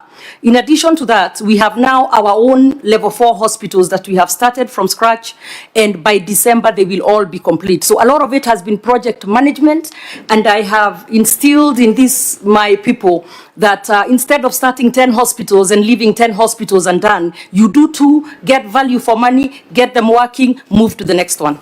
Using FIF, is it possible to offer service and work on infrastructure for your health facilities across Nakuru? Well, most of them we are actually doing that. Like, for example, the Olenguruoni one you mentioned, the older facility is still continuing to treat patients and continue with its work. The same with Njoro. As much as there is a new block, the older hospital still continues providing services. In Maimahio, the same thing. In Elbagon, the same thing. So we are still offering services, just not in the new building. So, members, we can allow the auditor to look at these projects, the deviations in the health sector. Now, in sports, we have a high-altitude facility. Chairman. Chair. Senator Tabitha. Yeah. As you put it, if you look at the Auditor General report, that we have 325 projects stalled, I think it shows that in Nakuru there is nothing going on. So as you put it as a challenge, you put a challenge to a governor is to ensure such reports don't come, because this is how the public will take it. Correct. I'm reading from the Auditor General report. Serengei, you are laughing. It's easier. I'm excited that you Senator, know. it is here. So we need to... I don't know where we I don't know if but she's we need right, to ensure the but auditor... Chair, I'm we don't have excited such that reports she's for quoting the Office It of the shows Auditor very- General report. Yeah, so that is the reason I'm a why. smiling machine. This is a public document, And you know that's I'm how a we show smiling it. machine whenever I see you, so you don't have to get worried. Order, Senator Jarge. 325 projects. Chair, may I respond to that? Because we can't leave it open. Chair, I have Nakuru people watching, and when their statement always begins with Nakuru people, let me respond. Okay, just... It says project status, not stalled. Maybe we learn to read. Just a minute, Governor. Just a minute. Senator Tabitha is referring to the observation of the Auditor General on project implementation status. So it is not something plucked from the air. So I also want you, I'll give you an opportunity to respond, but to be guided that it is not a personal allegation. She's just reading what is in this report. May I point out the statement, maybe it escaped the person saying that, were incomplete at various stages of completion as detailed below. So it's not that they're just sitting there not being done, and there is nothing there by reading that statement that implies there is no work being done. But if the senator was on the ground in Nakuru versus just talking from where elsewhere, she would know there is work that is happening. Governor, those are not the senator's allegations. Those are the observations of the Auditor General, which has 4 paragraphs. Read properly. Which, order, Governor, which has actually 5 paragraphs breaking down the 325 projects. I have given directions that the Auditor General goes back to the 325, and Auditor General, maybe next time you need to have an appendix listing the ones with serious variations or the ones with serious issues, so that no one is accused of introducing Let the record reflect, because she's saying stalled. These are not stalled. Many of them are still progressing. They are not stalled. That's what I have a problem with. Chair, can I make... Or if I need to read the whole statement into the record, then I will. No, we have the report of the Auditor General before us. Thank Senator Chiraki? Chair, maybe in the interest of devolution, and so that we dispel, is it possible when we are doing our round of county oversight visit to also include Nakuru, so that we can also see for ourselves on the status on what is happening, so that we don't just rely on what is written? I think that is it. And please include our senator, so she can get on the ground and see. Have you ever invited her to... First time I've seen her in 4 years, so that should say. Senator. But I thought you were in Naivasha Then for prayers. people are watching. I'm only in touch. She's never on the ground as far as projects. Are watching. They are always watching, my friend. Governor and members, process your correspondences through the chair. We have done very, very well, and we are not going to lose this meeting at the 11th hour. Even though, as fishermen, we know that the boat capsizes when it's just about to land. So let's do this. I agree with Senator Cherargei's comment, because these are projects that we cannot tick off sitting in Nairobi.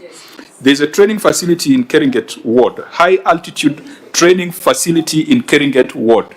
Is it complete or not? High altitude training facility in Keringet Ward, without stories? Yes, no stories. We have the CEO for sports. Whether it's complete or not? Thank you, Chair. The facility is not complete, but we have done the final accounts for the project. We want to return that to... Fine, it is not complete. Auditor General, keep that in view. So that applies to 12.2 as well, because there's no way the kitchen would be complete if the training facility is not complete, unless food was more important than training of athletes. Where is the officer? 12.2, is that complete? Delayed construction of dormitories, kitchen, dining areas and a shed. It is 95% complete. No, we are talking of, and again, as we said, with the health sector, complete means it has been put to use, so there's value for money. So at this point, we don't even give us percentages, just tell us whether it's complete and put to use or not. So, dormitories, kitchen, dining area, and a shed at training center in Keringet, done or not? Not done. Mechanical works and borehole drilling at the high altitude training center in Keringet? 100% done. That is done. But the overall utility of this facility can only be achieved if 12.1 and 12.2 is completed. Yes. Nakuru County Treasury Headquarters worth 886 million. Is this complete, Governor? CEO Finance? It had an expected completion date of 1st December 2022. It's ongoing, Chair. So it is not done? Yes, at 90% now. Okay, community boreholes, I think that's a different matter. Then there's a lack of value for money from the installed revenue management system. We had, I think this one we'll ask the Auditor General to keep in view as we look at the ROR in the subsequent cycle. Naivasha Smart Fish Market. Chair, I know we are rushing, but that's fine, it's okay. But just to take note, have I seen any other treasury headquarters in any other county?